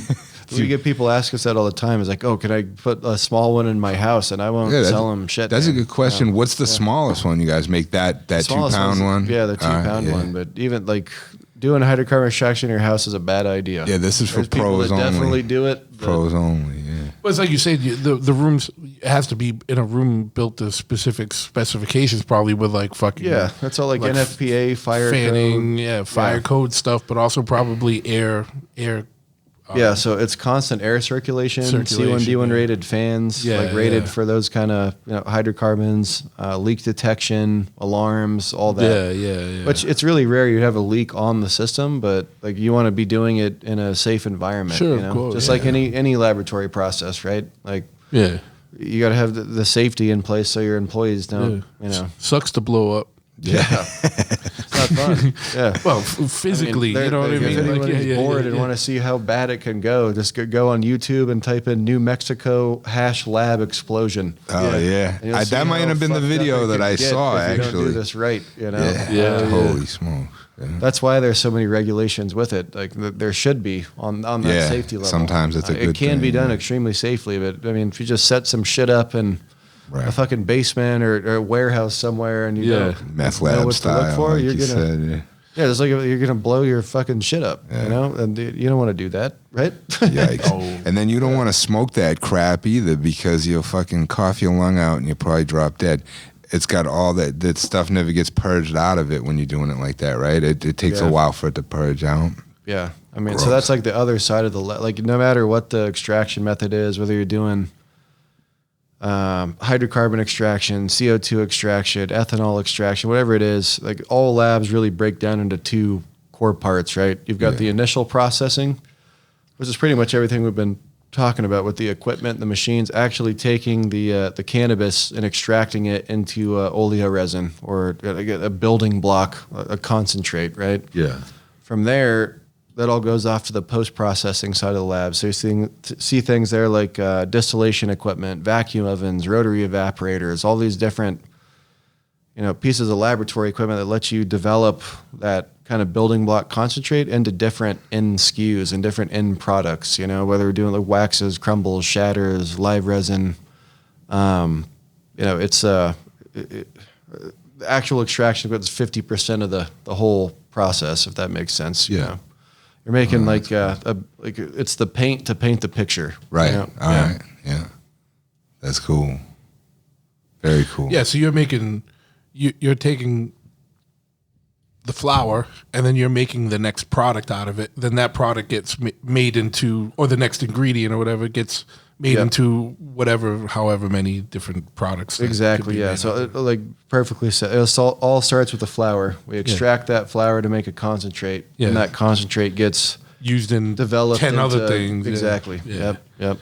That's cool. Fucking what Did you guys ever Denver get any hate mail from Amsterdam once you guys went fully legal and you stole pretty much all of their fucking tourist and U.S. tourist fucking?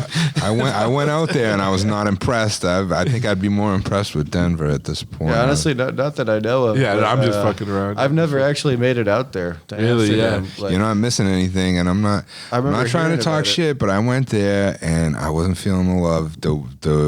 I went into one of those shops. The weed was rubbish. They do the spliffs with the tobacco in there. Yeah, you're I not said, the "What is first this?" person I've heard said that either. Because I remember like being a kid, like always like, oh, Amsterdam, you can go smoke weed at the coffee shop at Amsterdam. Yeah. But everybody I know that's been there, they said the same thing. They're Well, like, yeah, it was. Well, it's probably like anything all else right, with it. you know? There's a tourist industry now, and so Yeah. now it's just cash cow shit, and it's not like I'm sure if you're there with a local, they're going to show you the good spots. Otherwise, you're going to walk in. I was trying to get somebody to show me where the good weed was. I asked this guy. He's like, "Oh, come over here," and I'm like, "Listen, buddy, I'm not the. You're not gonna fucking kidnap me, motherfucker." You know what I mean? It's about to turn into that fucking Hostel movie. He's like, "Yeah, I got some," but yeah, I mean, that was their like main tourist thing, and now you can just go right to fucking. Yeah, but maybe in like Europe it still is, you know what I mean? But like, you know, they probably significantly less numbers of Americans are probably still I'm sure there's still some. They also do like the and it's no psychedelic disrespect. shit, too, Amsterdam's right? a cool city. Fucking cool city. We Too went many- out there too on many tour. bicycles. You know, yeah. Never been. No, it's Too cool. many bicycles. It's a cool city. Yeah, I'm just talking specifically about the weed tourist element. Yeah, and I'm just talking about my one experience there too. Yeah. I mean, I think there's only like 70 people that listen to this from the Netherlands. I'm not alienating. Shout out to anything. them. Yeah, but Yeah. shout out to them. the No disrespect. to the Dutch and Frisian motherfuckers. That Oh, listen, yeah. right? They What also up, do Johannes? like the psilocybin shit. Like you can go get mushrooms from the coffee shops over there. Too. Yeah. Oh, you can see. I didn't. I think. I Well, could be wrong, so but- and this is taps into some we just had topic we talked about the other day off mic. That's like the next thing behind cannabis. That's like the emerging, the next emerging kind of mass legalization and industry kind of machine behind it, and medical use, natural plant, but also that can also get you high depending on which strain of mushroom you have. You know what I mean? Oh yeah, like Psilocybin. mycelium, psilocybin, mushrooms, all that. Yeah. It's still a super early stage. Like I think Oregon, Washington, and Denver, they decriminalized mushrooms. That doesn't mean you gotta go grow mushrooms and sell them. Or but you're not going to get in big trouble. trouble like you. Yeah. But didn't like San Francisco did too, I think. I think so. Yeah. Now, can you extract psilocybin? That'd be the next thing, right? You can. Yeah. Is it even worth bothering? Or you just eat the mushroom? I hate mushrooms. I think they're disgusting. I think like but- on the extraction side, it'd be more useful for like medicated doses of things, accurate dosing. Accurate Yeah, dosing. again, for which is important for yeah, research yeah, and for medical purposes. medical research and treatment. Yeah, that's going to be another huge one. That's like probably a decade behind weed, but like is the next emerging thing. Yeah. Well, it's weird how like patterns repeat themselves because that's kind of how cannabis started. Like it was decriminalized first, and then there was like a really restricted like medical caregiver thing. And then just kept building and building and building. I can see the same thing happen with mushrooms, but at the same time, it's a whole different ball game. Like I don't think people would be buying the quantities of mushrooms like people buy with weed. Like because it's a different game. Like smaller. Like weed has medical uses and it also has recreational uses, as does mushrooms or psilocybin. But the recreational uses of psilocybin have like way more profound psychedelic effects. You know what I mean? Like you're gonna have like 6 hours where you're in a fucking another dimension. You know what I mean? Like I mean, obviously microdosing is not like that. A little more of a liability. Medical treatment, but you brought it up too. Like, that's where I think like a lot of the processing would go is like the microdosing application because people can do that in their day-to-day life. And not go to like they're going to the moon instead of Jupiter. Not even going to the moon, just going into a sunny day versus like flying into a rainy day. A fucking a dolly painting. An alternate universe. But I was doing microdosing for a while, and it was just funny because the story, just when you took a little too much, all of a sudden you just happen a little bit of a better day. You're like, everything's so bright out, so nice out. I'm not feeling my broken foot or whatever. You know what I mean? Yeah. But yeah. If you're feeling something and you're microdosing wrong. You're taking a little too much. Yeah. It's not a microdose anymore. Yeah. You got a little mild dose. Or the mild dose range. Yeah, you went from micro to mild. Yeah. But you're not doing the hero's journey, but you're doing a little. Yeah. Have you done the hero's journey? Yeah. I've been. Yeah. I'll never forget it either. Like I remember it vividly, like yesterday. It's insane how it does something to you like that. Like where it could have been 10 years ago, but you remember it like. Yeah, I mean, for me too, I like doing it. Like I'll go camping if I eat mushrooms or do anything like that. I've never been able to do it in my house or in the city or around like go to a party or something. Yeah, you got to be a complete fucking savage to do a fucking handful of mushrooms and go to a concert. Like I don't know how the fuck they can. I don't know how you do it. But yeah, we went to the woods. This is probably like fucking 15 years ago by now, but I know I'm not crazy about eating them. Like I got a sensitive stomach and taste and shit. So we did like a French press and made essentially tea, like mushroom tea. And that's more my speed too. I don't like that. We knew what amount we were putting in there, and it like all wound up in this Nalgene bottle, and we just fucking pounded it like a half each. Yeah. I remember like an hour going by, like, oh, this shit's bunk. It's not going to do anything. And we're like hiking around these fucking valleys, like camping. And the first thing I remember vividly is I'm walking up this fucking hill, right? Like with all these grass and bushes and shit. And I felt like my fucking hands were like dragging on the ground through the grass. And I looked down and they weren't. And from there it was, it was one of the craziest experience I've ever had, I think. But it was like a day and a half, and then like I went into nighttime in the mountains with like a fire and shit. And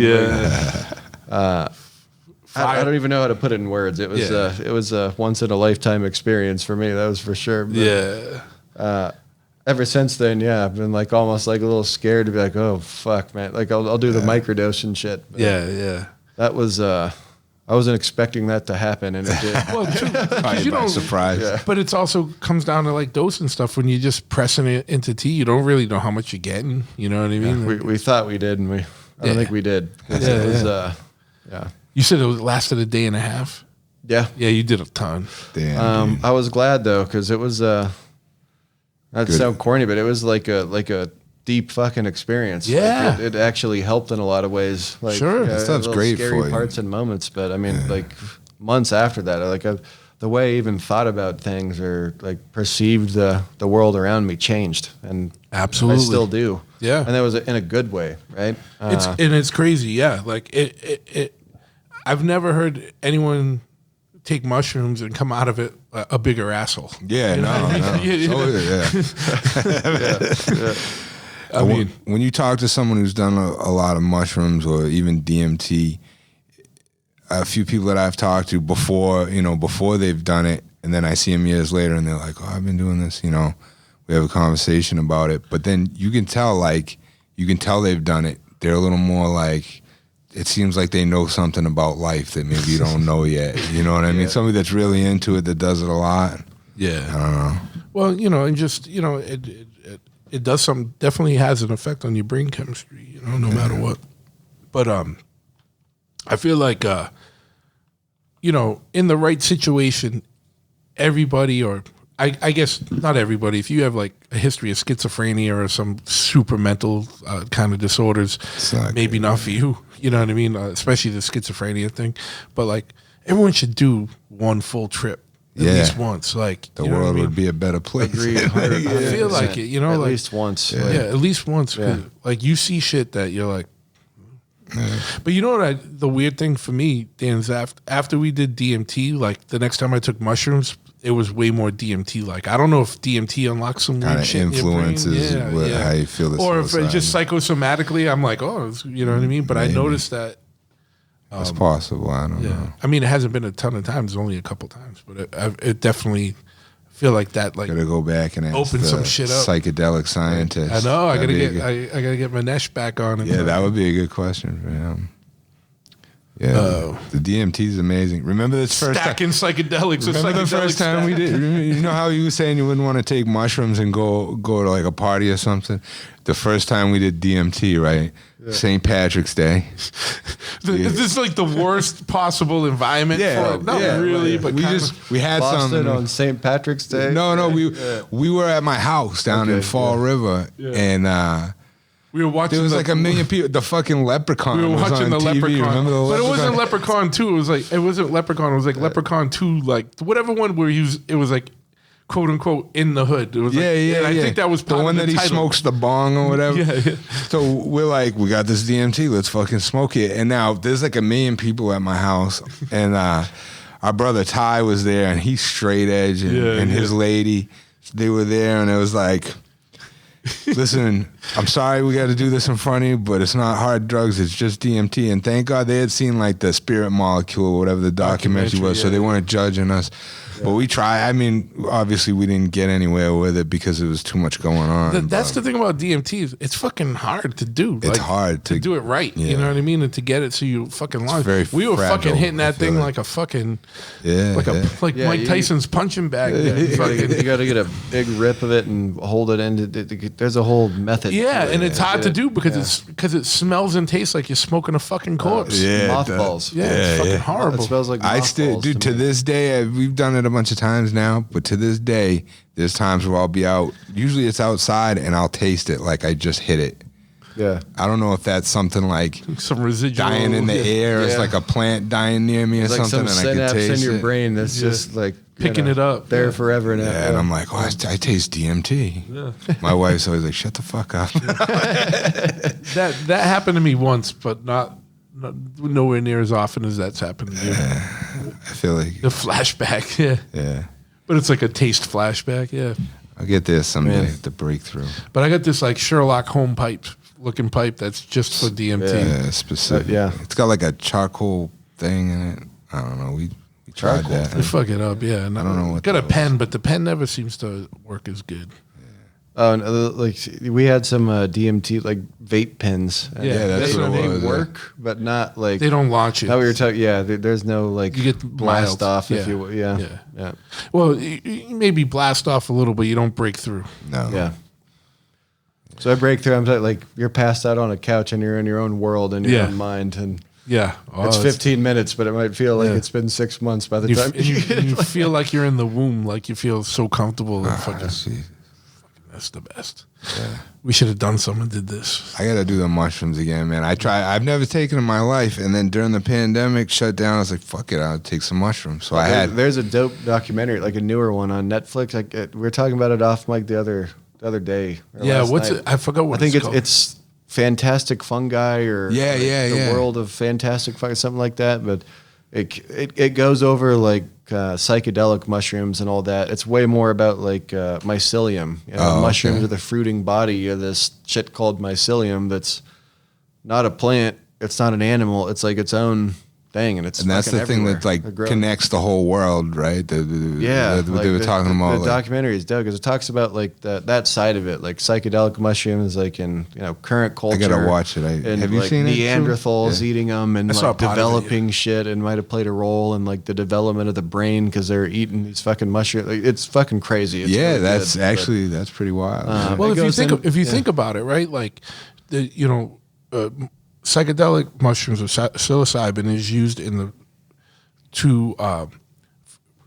for all kinds of like mental or for like anxiety, depression, PTSD, because it says it helps not rewire the brain but create new neural pathways. Okay. Or like repair neural pathways or create new ones. Yeah. Is one of the claims. Like I don't know, Yeah.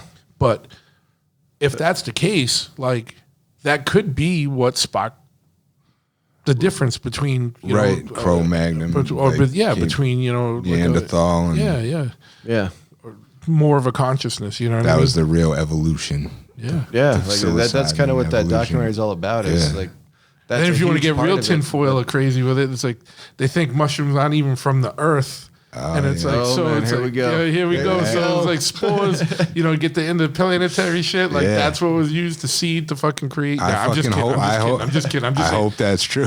Alien mushrooms. Yeah. Like aliens and I mean mushrooms and octopus. They don't think are originally of this earth. They just swung by and dropped them off. They're like, eat these, dry them out, so they taste like shit, and eat them.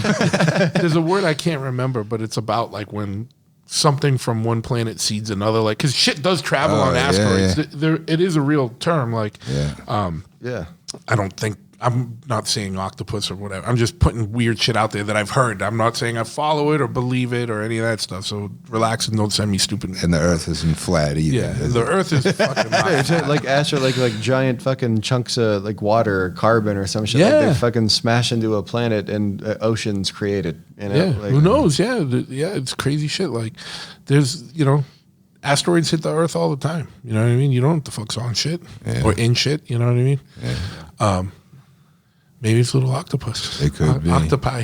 You got to find like an astrophysicist, do another episode on the space, like Yeah. how small our world is in the grand scheme of the universe. we're and just shit. a That speck. trips me up, man. Did you see that? But speaking of octopi, while we're just on that, did you see that documentary? I can't remember the name. I'm like so bad at names. Of shit. It's the guy that fucking like bonds with the Yeah, and like he goes back and sees it like every year. Yeah, The my wife octopus, had yeah. me watch that. I was fucking into it. I watched the whole thing, and Yeah. they fucking definitely had like a relationship. Like, Yeah, it's this weird, fucking- dude. He knew where to find it, and then like he gets all fucked up by a shark or something, and like covers himself in all the shells and shit. Like they're fucking smart. Yeah, super smart. I've seen And it was, things with them like sad. opening And I was like, oh, jars and fuck, shit. the octopus is dead. But Jesus fucking Christ, they survives killed the it. octopus off. It's like that Spoiler- movie with spoiler the alert. it's like that movie with the lady with the gorilla or whatever. Yeah, what was the thing with the octopus guy though? He's like some like fucking stressed out like business executive or some shit, and then just started diving every day and found this fucking octopus and And then they just become started going homies. back every day, like Yeah. spending like 6-8 hours. He a goes day down just there and swimming tells the around with this octopus all his woes.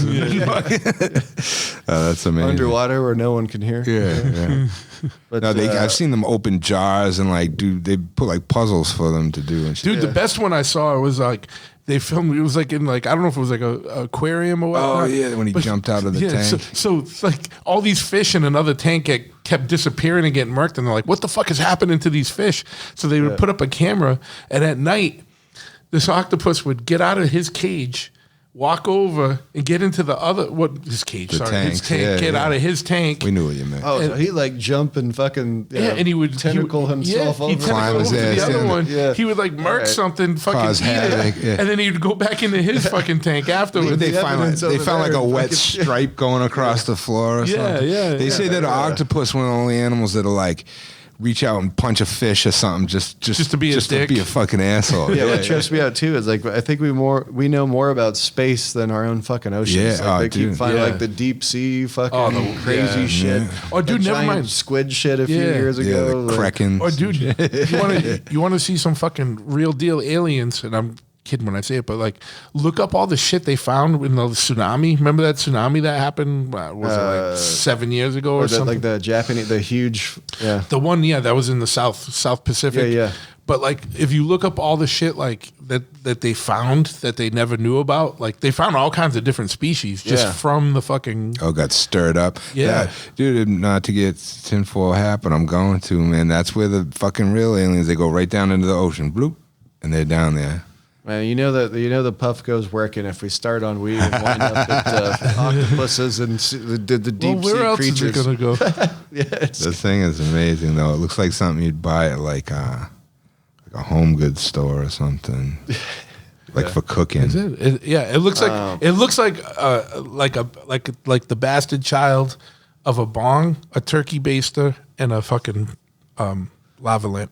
That's the best fucking way to describe it. Like the turkey baster really like ties it all together. yeah. Like it's, If you're inside a Patreon member, I will post a picture for you. Yeah, Puffco. And Puffco, I mean, I don't know if they sponsor. Shout out to Puffco. Give my man Truth a fucking sponsorship.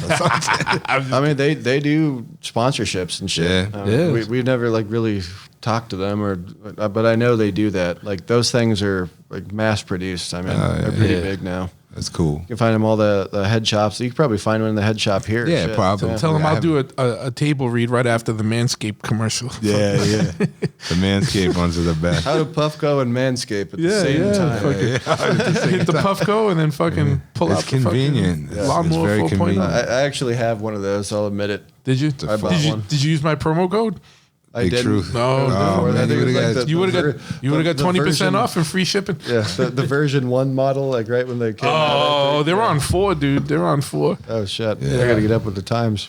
Yeah, you probably got unnecessary nicks and cuts. Didn't Packer say he got the 3 and fucking nicked his sack or something? Yeah, But he was going wild style on it. elbow deep, dude. Yeah. Like, you fucking got to take it easy. You got to romance it a little. You can't just Absolutely. fucking. Yeah. All right. Well, I'm just saying this in jest. It's just fun. Just as an aside, at some point, we'll have to get you out on a episode. Dan will always already be on it, but me and Stress are doing a side podcast Yeah. called The Launchpad, All right. Sick. and we're just going to take psychedelics. And we're gonna wait an hour, and then we're just gonna hit record and see what the fuck happens. That's the whole podcast in a nutshell. No one steal that idea or take that name because that's a good name. Patent's That pending. sounds like a fucking great time. Yeah, and we're just gonna sit in his We're gonna have some apartment or real his house. I comfy, mean, like yeah. beanbag chairs and Yeah, yeah. couches and shit. Yeah, you know, exactly. and, We'll probably figure have to out get how to like work this thing after Yeah. a certain point of time. You know, the board and whatnot. But we'll have to just get lavalier mics. I think like the ones that just Going clip, in there. clip on here because I feel like trying to stay on mic with that Yeah. is gonna be fucking stupid. yeah, it'll be trying to like fucking touch the fucking thing. Oh, dude, the mic's hitting me in the face. Like, what's going on? But yeah, that's cool. Yeah. But so where can people find out more about your CBD company and in your extraction stuff?